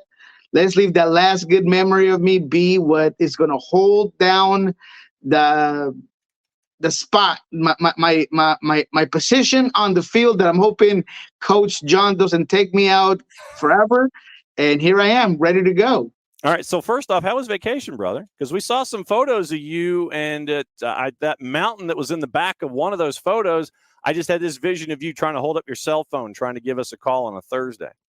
That was one of the days where I was actually right up there. That's Monserrate is the tallest mountain in Bogota. It's a very touristic spot. It has a very old and known cathedral church at the top, and you go up in a telesférico, which is like this cart on cables that a lot of people either you like it or you hate it. And it was a great time. We did absolutely everything. I took my in-laws who were Mexican all around Colombia, went to Bogota, showed them all the best spots. I got to see the Botero Museum, which is something that I had not done, and that was amazing. We went to Cartagena, the islands of Baru. I mean, we just did absolutely everything we wanted. I got a nice tan. I had some good food. I honestly, it was amazing. I cannot complain. Everything went absolutely perfect. Good deal. All right. So now that you're back up and running, Jarrett's in. Jarrett's in for the sprint. And first question, Jarrett, I will let you ask the first question for Niko on Niko's first time back in 3 weeks. What's on your mind? Okay, well, because it's your team and you have a fun new toy to play with, what's your first impression after the first game, really, of y'all's fun new exciting DP weapon of choice? I thought he was promising. He showed exactly why he was brought in. He made the scouting department look great in a very brief moment, I will say. Clearly, that's got to scare some teams. I mean, right after the game, he said, I'm not even as fast as I should be. I need to get better fit. I need to get moving. And if you saw every time he got on the ball, he was dangerous. He was putting defenders on their heels. He made Ilie Sanchez, who had that look of I have a game at 5 and then I have to go to Premio Los Nuestros at 7. He just made him look silly, right? Just too slow. He got by him so quickly. You could see the excitement, the creativity, the way he's switching the balls. There's a pass that he puts in for Danny Masowski that I think he should have got behind at least to just give it a quick little toe tap, and that's either in or it's a close possibility for Seattle. So it was just promising. You could see exactly why he was brought in. The problem is that the rest of it around it wasn't great. Seattle defensively was a mess. But just to answer your question, I thought Pedro de la Vega looked the part. And not just on the field, but his composure overall. He takes a PK against Hugo Lloris, just walking into the game. First game with your team. You have a whole bunch of veterans in this squad around you. And he had all the composure in the world. He puts it away. He didn't look nervous at all. And then in the post game, we asked him, hey, you were you nervous? What was going on? I mean, it's Hugo Lloris. He doesn't even acknowledge that's Hugo Lloris. And I love that. He just kind of worry about him. This is what I was going to do. I had 3 options. I was either going to go down the middle, I was going to cross it, or I was going to open out my foot. Decided to open out my foot. I mean, the guy just has surprised me on the way he expresses himself. There's a level of maturity within this kid. He might not look it because he has that young look, but he certainly plays and walks around with a very mature personality. Nothing like a childlike assassin out there out of the blocks when you've got a guy like De La Vega. I mean, the lineup that you had against LAFC, Thomas and Net at the back, knew who Jackson Reagan, Nathan, and Alex rolled on.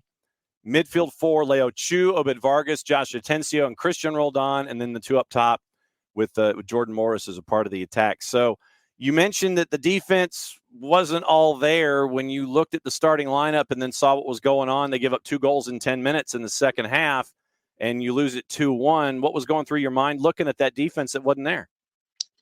Even before the goals, I was concerned. I thought it was a really bad game. I mean, and I was probably more critical than most on Seattle's side, just because it was so easy for LAFC to transition from their own half to the final third.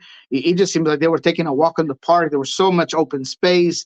The team wasn't pressuring well. But there are a lot of components of why. They had not practiced in this 4-4-2 the whole preseason. They were pressing off of a 4-2-3-1.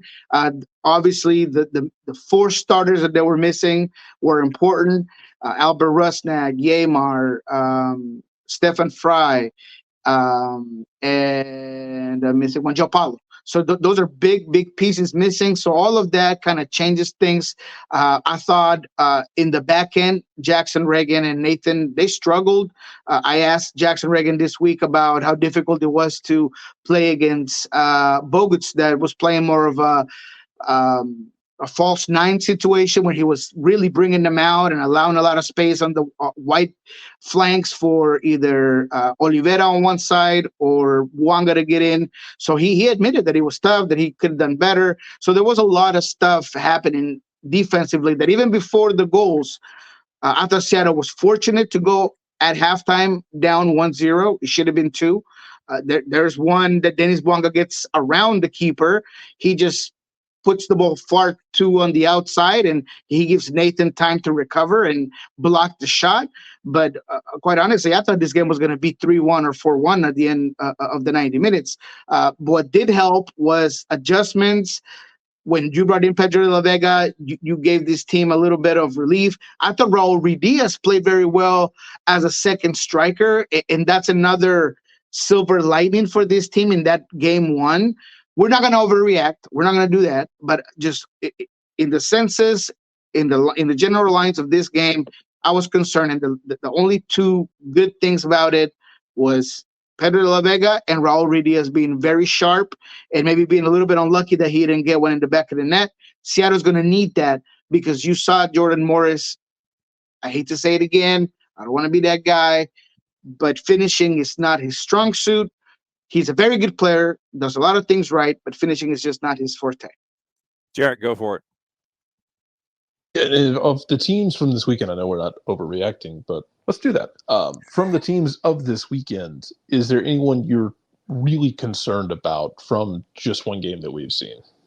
Well, there's a lot of teams I'm concerned about. That's a good one. That's an easy one. I'm glad you asked that because, like, San Jose, despite them starting off with a goal, they just look like they have no talent. And I was looking at my notes, and so many players out, not enough in. Montero gone, Hopi gone, Trauco gone. All of these players that were some of the talented guys, some that gave them a little bit of a different dimension, no longer there, and they don't bring enough players in.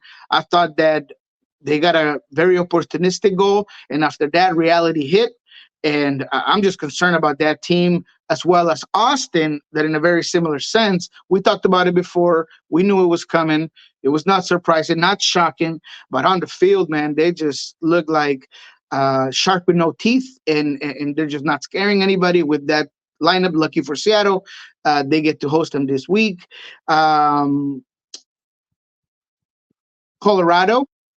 Again, we don't want to overreact on game 1, but 4-0 at halftime, I mean, makes anyone scratch their head, right? I mean, I don't care if you're Chris Armas or if you are Pep Guardiola or whoever, a coach goes down at halftime with 4 goals, and it's concerning to anybody. So that was tough. I thought that the team looked out of sync.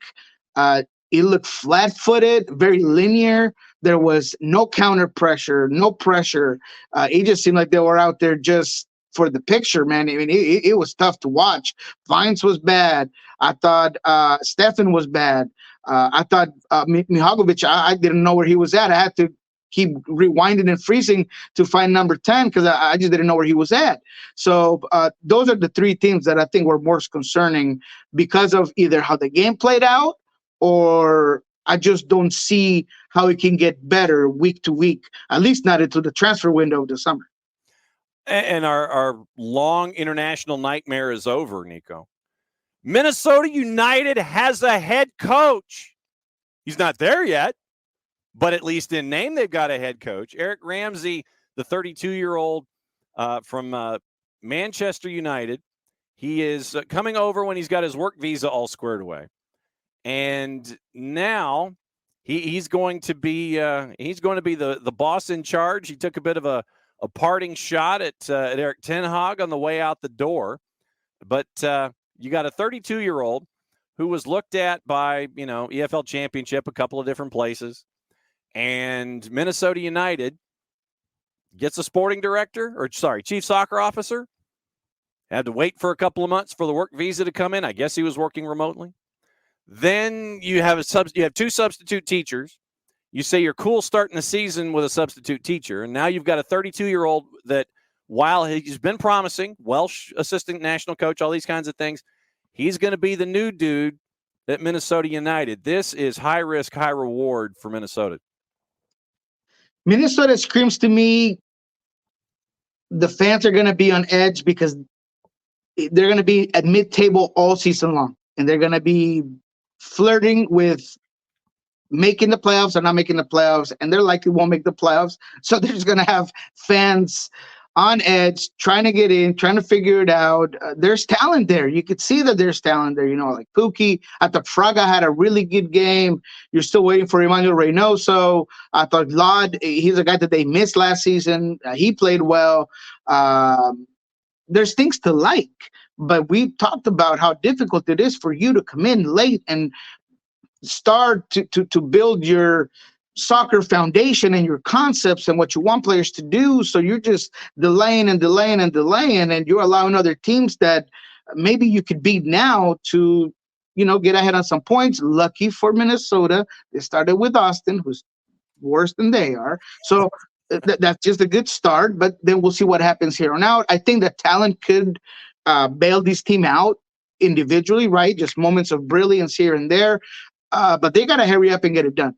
But again, if I was a betting man, I said that this is a mid-table team that's going to be giving the whole very wonderful fan base a heart attack on the last day of the season.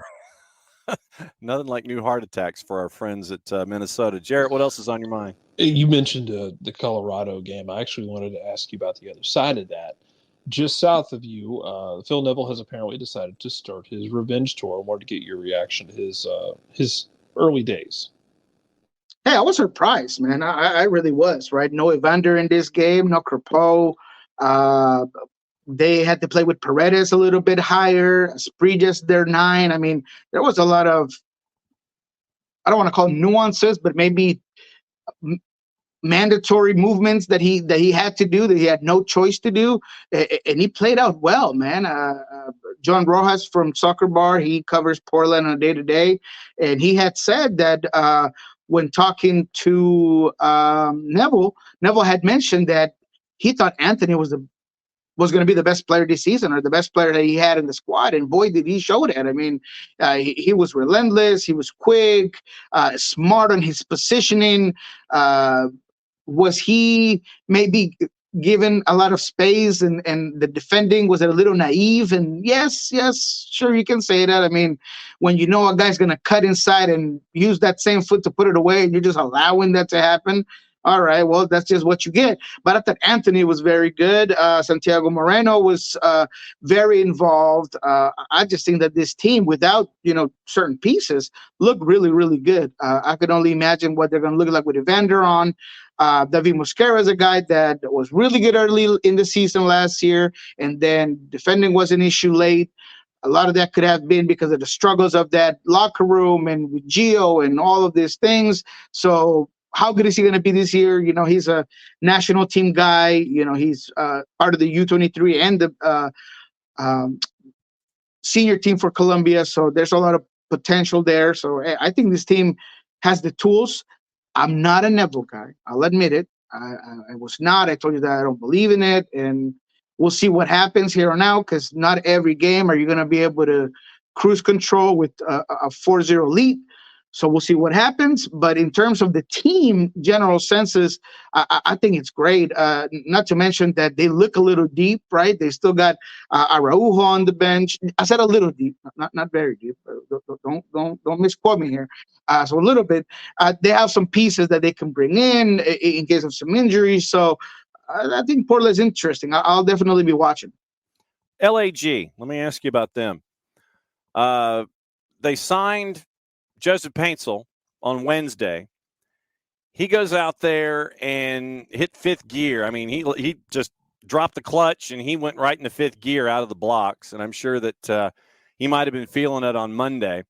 And then they brought in Gabriel Peck for 30 minutes. I thought it was going to be the reverse. I thought Peck might get the start and Paintsil might come in and give you 30. But Paintsil from the beginning comes in and he put the pedal to the floor. And if Paintsil and Peck and Puig, if the P3, if that P3 that you can get that can help you out and be a very, very healthy snack can be a meal for LAG, Puig, Paintsil, and Peck could cause some problems. And if they don't, it falls on Greg Vanney. Oh, baby, love that triple P, baby. Look at you putting the narratives together, baby. I love it. Yeah, I mean, that does seem promising, right? I mean, I thought LA Galaxy was the better team around 90 minutes, right? I think if it's not because of Drake Callender and some missed opportunities, because even Pencil had a header where there's no keeper, and he just overthought it, tried to maybe make it look too pretty, and he just misses it. So there were a lot of opportunities for this LAG team. The better news even, or if we think ahead of this game, I mean, they look that good, and they still are waiting for Brockman to get in. You're waiting to figure out Triple P. How is that going to set up? I thought Joveljic was good. The pressing, the constant running, the movement, the way he occupies spaces, the way I feel like he has a really good understanding with Fagundes and Pug. So I like that. I've been waiting for Joveljic to get his chance. This could be the year. Defensively, where they were terrible last season, until the point where Lionel Messi does Lionel Messi things, they held up very well.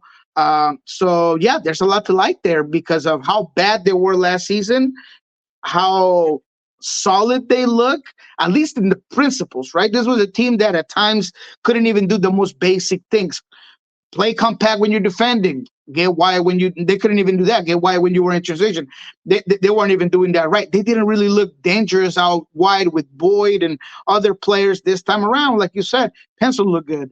Peck looked good. So when you have those weapons, it just makes Greg Vanney's job a lot easier.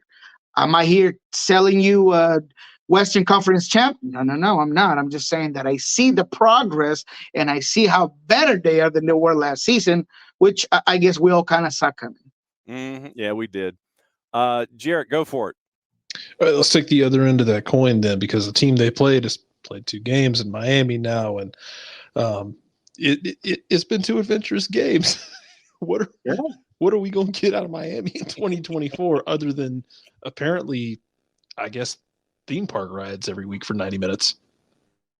I'm going to continue to hold this flag that says that Luis Suarez is not going to dominate the league and that he will not get more than 12 goals this season. I mean, he might not walk.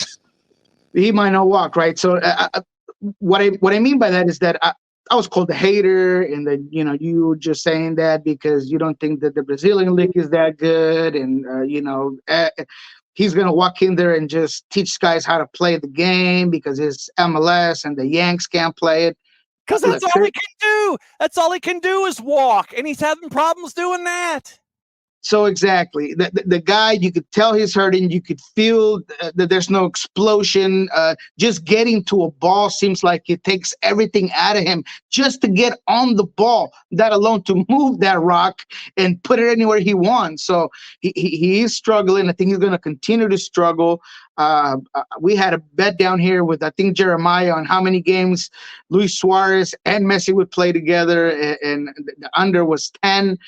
So we'll see how that plays out, but it really doesn't look great. I thought Campana looked good when he came on. I think he's got it right. It's the obvious choice. He's just not Messi's boy. So, you got to play Luis Suarez, and I get that. I understand that. I know that he had a great season in Brazil, but you got to take it on a year-to-year basis, and he just doesn't look promising. Not just that, but I thought that play was very slow for this Inter Miami team in that Leagues Cup run.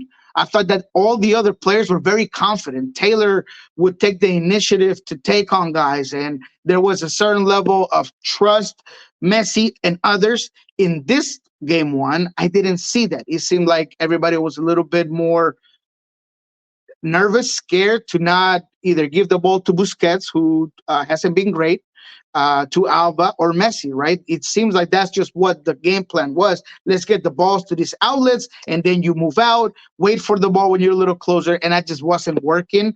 I thought LA Galaxy did a good job at having a lot of numbers behind the ball, and there was no room for Inter Miami to put through balls.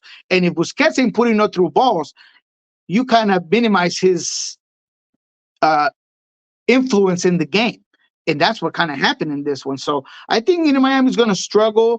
I never bought the super team narrative, and I think you're starting to see it. That does not mean that this team cannot get better, because you got Tata running this team. You have a lot of young talent that I think will come out to play. Gomez, the new kid they just got. I think Mondo coming in. Yeah, that's right. So all of those players that, in my mind, are gonna play well. It's going to help out this Inter Miami team, but it's just not going to be Luis Suarez, the dominance that everybody was thinking was going to happen. I just don't see it. It's like, youngin, run. You're going to go play defense. Everybody else is going to be up here. You, the young guy, you go to the back and you run and catch everybody. And we saw that in Saudi Arabia. Noah Allen trying to go like deep safety on the long lobs over the top, and that's what it's going to be all season long. Kromoski, fresh off a hernia surgery, go run, youngin. That's what it's going to be. Literally, that's what it's going to be this season. Let me ask you what you thought about the performance of the replacement officials in week number one. What did you think about that? I don't think it was bad, man. I wasn't, I did take a long look at it. John Rojas of Soccer Bar, he has been on it, looking at the contract and looking at the situation. So we did talk a little bit about it on Monday. I didn't think it was bad. I thought VAR did a better job than most times, honestly. Now, I'm not saying that we should not get the real refs back. I'm just saying that I thought that the performance of these refs were pretty good. There were times where players maybe try to push the line and maybe try to intimidate a little bit because they know that these guys are replacements, but I thought they held well. There were overturned red cards that were right on the ball. Maybe that the red card for Delgado, that one might have got missed, and I believe that they're gonna overturn that. I can't remember, but I just thought they were good. I thought that the officials, for being replacement officials, they handled things well. They did not allow any game to get out of hand. They were quick to give yellows. I mean, anytime that you're giving Ben Olsen a yellow card tells me that you're doing your job right. When you're using VAR well. So I thought it was great. I really do. I have no complaints. I watched a lot of games this weekend. I mean, I came on from vacation, and all I could do on my Sunday was just sit there and watch games. So I watched about 8 games, and in none of those did I have any trouble with the refereeing. Jarrett, where you go? What else is on your mind? U.S. Open Cup. The reports out yesterday that it's going to be a limited MLS field in U.S. Open Cup. No clue yet. I don't even want to. My brain doesn't even want to start thinking about MLS Next Pro teams, but 8, it sounds like, I think it's Jeff Carlisle had 8 teams from MLS going in. What are your thoughts on how this has developed? And if that's what we got, that's what we got.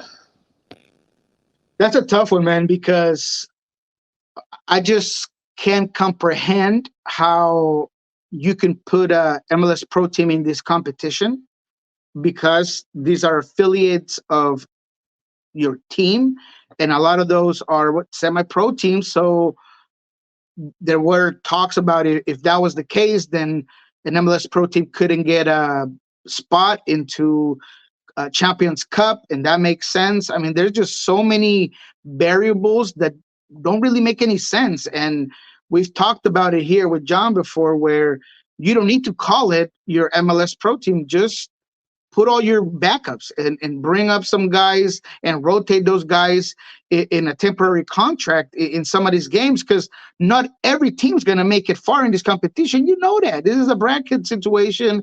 It's a one and done. So just kind of let it roll. I feel like we're over here picking on things that we shouldn't even be worried about. But if that's the case, it's only 8 teams. I know Seattle was reported as one of those that would remain within the competition. No surprise there, because Brian's old school, because Adrian is also kind of an OG of MLS, and he likes that. He enjoys that.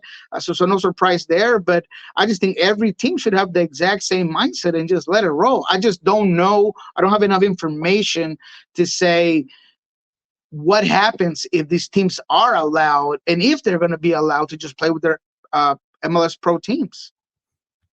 And like I said, we don't know what the timetable is on the announcement. They're thinking maybe today, maybe tomorrow, sometime by the end of the week. Apparently, the both sides and the federal mediators, when it comes to the officials, they're supposed to be meeting fairly quickly in short order, probably today or tomorrow, once again, to try to get things done. But it looks like we're going to have another week of replacement officials in the middle and on the edges. When it comes to the matches this week, we can blow through it real quick. You've got Minnesota Columbus. Literally cliffhanger me, all right, because we got a couple of minutes. Cliffhanger me and tell me when to stop. Minnesota Columbus, RSL, RSL. Yeah. I'll stop there just for the juice boxes, like that Columbus game. I would take the high on goals. Columbus is just so much fun, and I feel like Atlanta got that short end of the stick, having to play the best team in MLS, the champs, away from home. They look so good, especially on defense, right? They were so good last year offensively, but they gave up goals late in games this season. They just seemed ready to just change that up. I like the depth. I like the movements by Nancy when Farsi went out, Munsick went in. I mean, just everything about this team was good, right? Matan was on the bench. You put in a young guy in that position. He played well. I just really like Columbus. I'm going to watch them every week, just as I did last season. But I like Columbus there on that one, including the high. LA, what was the other one? I'm sorry. Well, the number. I just want to point out that, to your point, of the last, what is it? Last 5 games, the last 6 games that Atlanta United, last 5 games that Atlanta United has played. No, 6 games. Last 6 games Atlanta United has played. 5 of them have been against Columbus. Like, we played them in the second to last week of the regular season, then played Cincinnati, then had a 3-game series, then opened the year. I don't want to see Columbus anymore. I would like to see someone different now. I wouldn't want to see Columbus either. No, and to your benefit, Nico, the number flips at 3.5 for. Oh, I'll take that. I'll take that. Plus 135, plus 136 is the flip when it goes from minus to plus when it comes to the total for Columbus and Minnesota. RSL and LAFC is another 2:00 start. That's going to be noon at Rio Tinto, and LAFC's favored in that one. And we get the first go-round of Messi and Friends and the Purple Team at 4:30. That'll be a good one. I really like Orlando City. They're my candidate to win CONCACAF Cup. Can't wait to see Muriel really get in the rhythm of things. I think he's an unbelievable finisher, both legs, experienced, with Maguire. What is he going to do? The talent there. The midfield is so solid. Nicolas Todero is in this role where he'll do absolutely whatever you want him to do. In game 1 against Orlando, he started as a 10, then Ojeda came on, he dropped back a line. I just think that this team has a lot of depth. I'm still waiting still waiting for Facundo Torres to be that X factor. He wasn't in game one. I'm hoping he is in game two. But I just really like what Papi and this Orlando team has. And Inter Miami, they have, again, issues of their own. They have other competitions, and I don't know if they have enough trust in the depth of that team.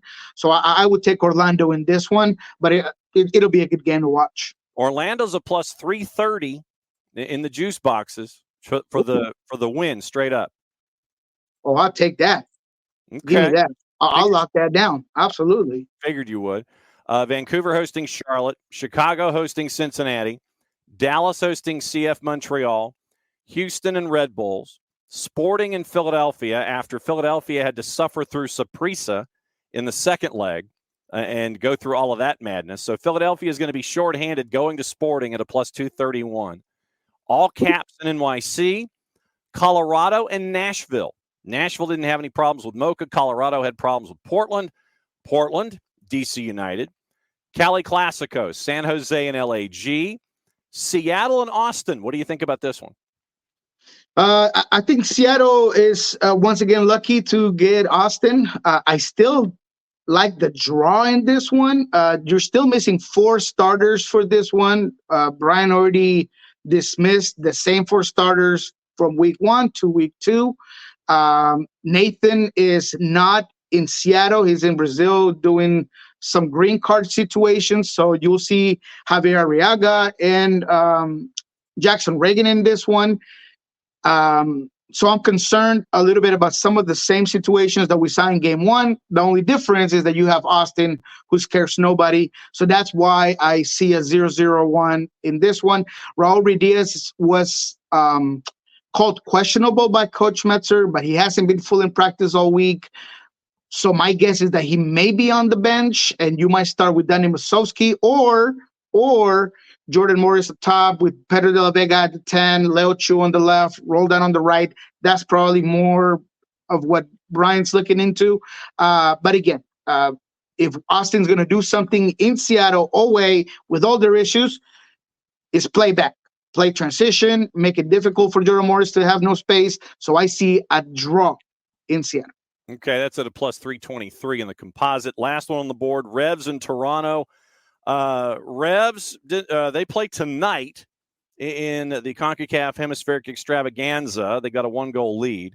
And Toronto comes to town at a plus 357 to finish up the weekend.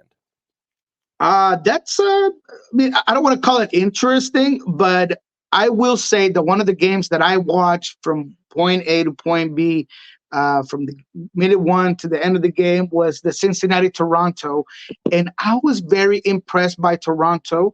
I thought coaching-wise, this team was ready to just go and earn a point, and they did that, man. They made it difficult for Luciano Acosta to get on the ball. When he did, he had 1 or 2 people on him breathing down his neck.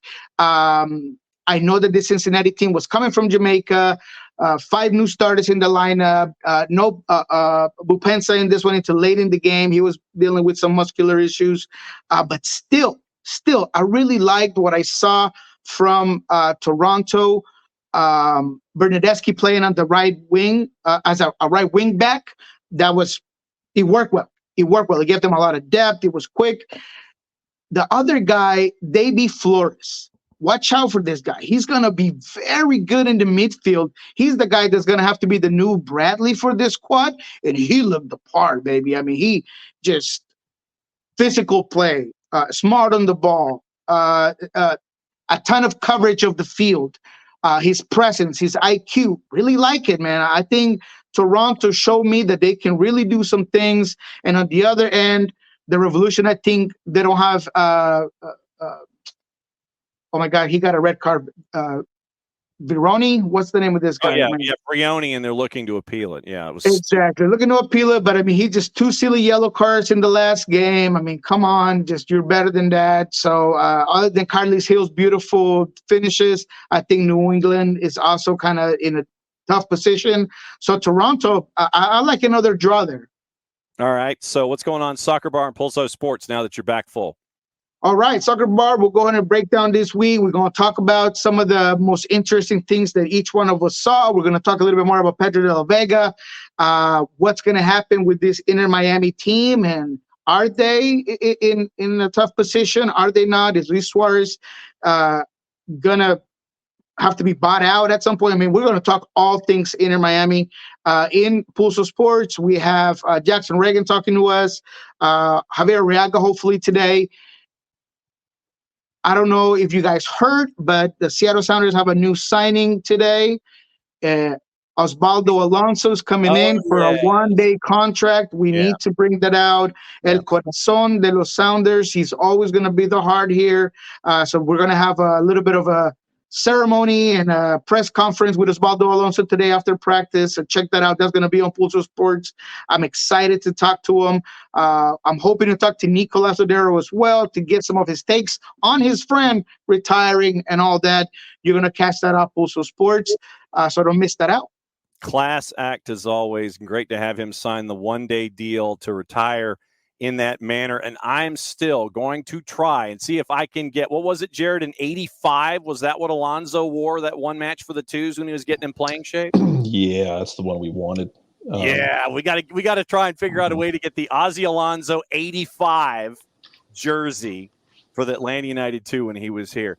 Great to have you back, my friend. Glad you made it back from vacation, and we'll get back to it again next Thursday. Have a great weekend and get to it. Thank you, sir, my friend. I go out with the Juan Valdez mug. You can't see it because it's white. There you go. But that's the mug, cup number 2 of coffee. Have a good day, guys. All right, that's Nico. Nico's back. Glad to see it. All right, so Jarrett, gossip, rumor, and innuendo and what to watch before we go. Don't know if you saw this, but apparently Eric Ten Hag is demanding an apology from Fulham over Bruno Fernandes TikTok.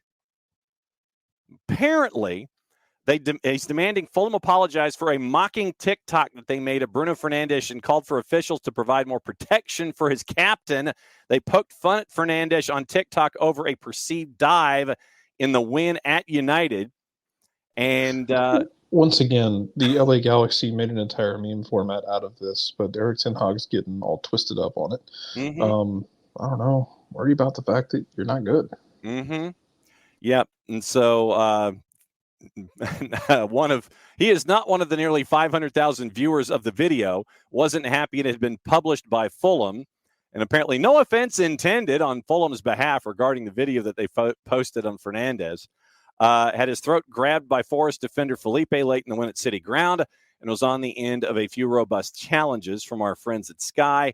Asked if Fernandes needed more protection, Ten Hag said he's a very passionate player, creative, creating the most chances in the Premier League. You see opponents targeting him, especially after Saturday when he had the knock and they see it. Then I feel the refereeing should protect him. So demanding an apology. That's where we are with Eric Ten Hag and Bruno Fernandes. So let's roll through the papers and see if we can find any other gossip, rumor, and innuendo before we go. And then obviously what to watch, more to watch it.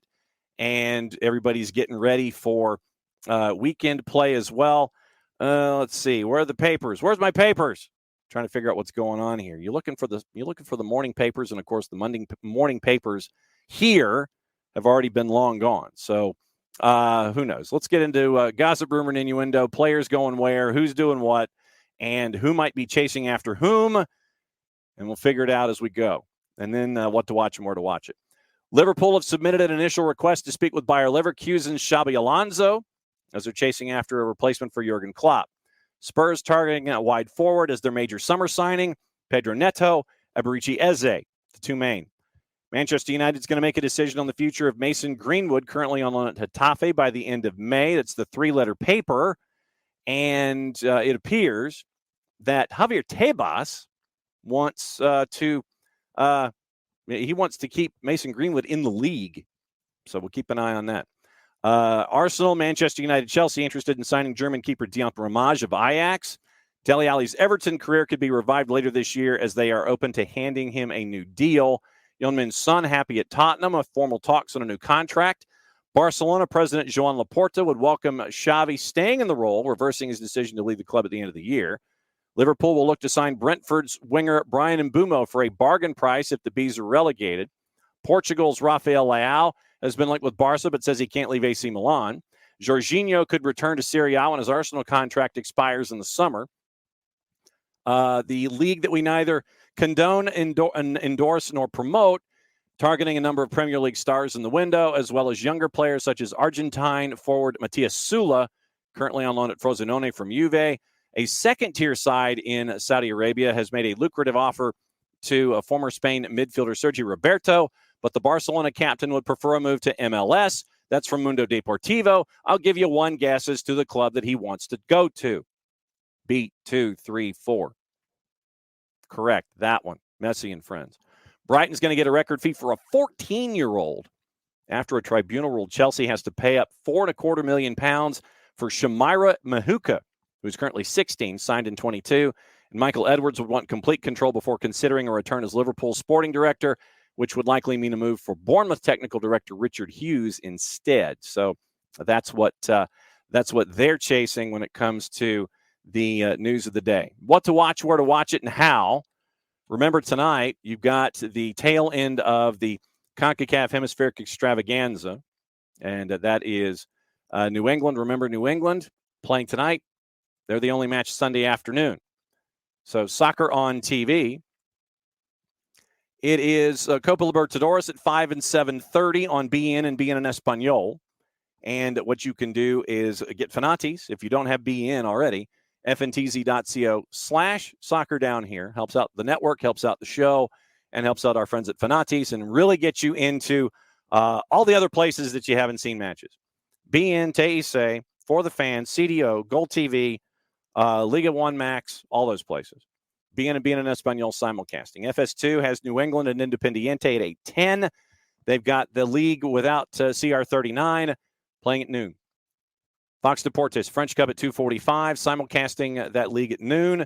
ESPN Plus has the Belgian Cup at 2:40, Copa del Rey, Athletic Club, and Atletico Madrid at 2:30, at 3:20. Paramount Plus, 3 matches in the Argentine Copa de la Liga, 5 and 2 at 7:15. And then VIX is simulcasting the CONCACAF Champions Cup, once again at 8:10. And that is New England and CAI. Basically, it's Independiente. So you got that. And you've got the debuts and key matches that has been posted by our friend Jillian Sakovitz. And that link is in the Discord. It is in the Twitch pitch. So it's Jillian, Kleshchin, TT, Kalen Carr, Matt Doyle, Danny Higginbotham for 3 minutes and 49 seconds. For an hour's worth of stuff. So it's a full hour with all of them. And this is MLS. It's now up and running.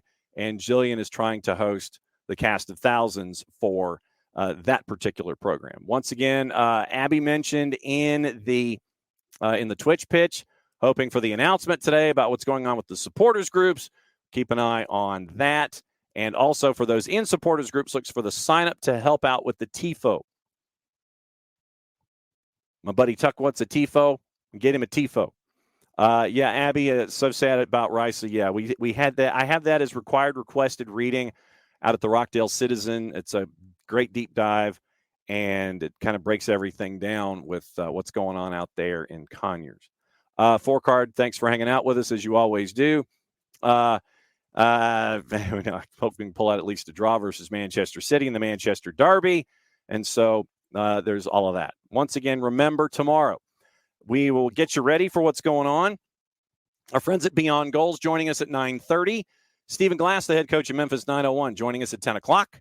And 10:30 or 10:20-ish, 10:30 will be the weekend whip around. Patent pending, trademark coming. Sooner, hopefully, rather than later. And we'll go through all the matches of the weekend to get you ready for it. And we will roll from there. So it'll be another week of talking stuff. That's the official term. We're getting that much closer to the first home match for Atlanta United. And we will discuss all of that starting once again tomorrow. Atlanta United in the bye. So we get to watch everybody else do their thing. And it'll be fun to do it. So thanks again for going extra time. Wow. And we really did go over this morning, but that's okay.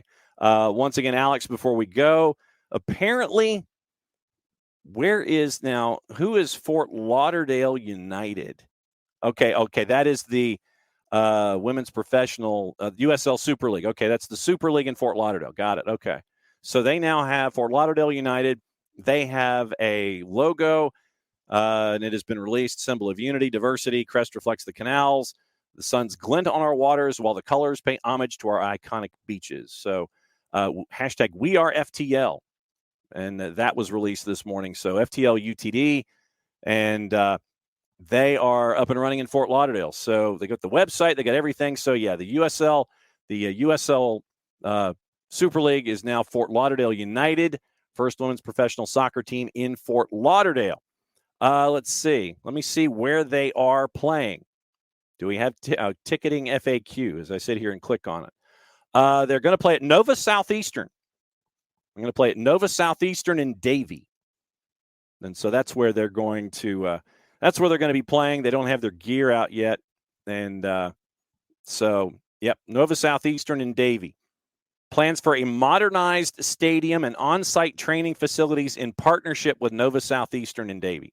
So there you go. You can shop. Okay, so let's double check as we go down the rabbit hole to wrap up the show, and we look at FTL UTD. Hats and T-shirts look like they're $30, and the sweatshirts are $65. So there you go. FTLUTD.com.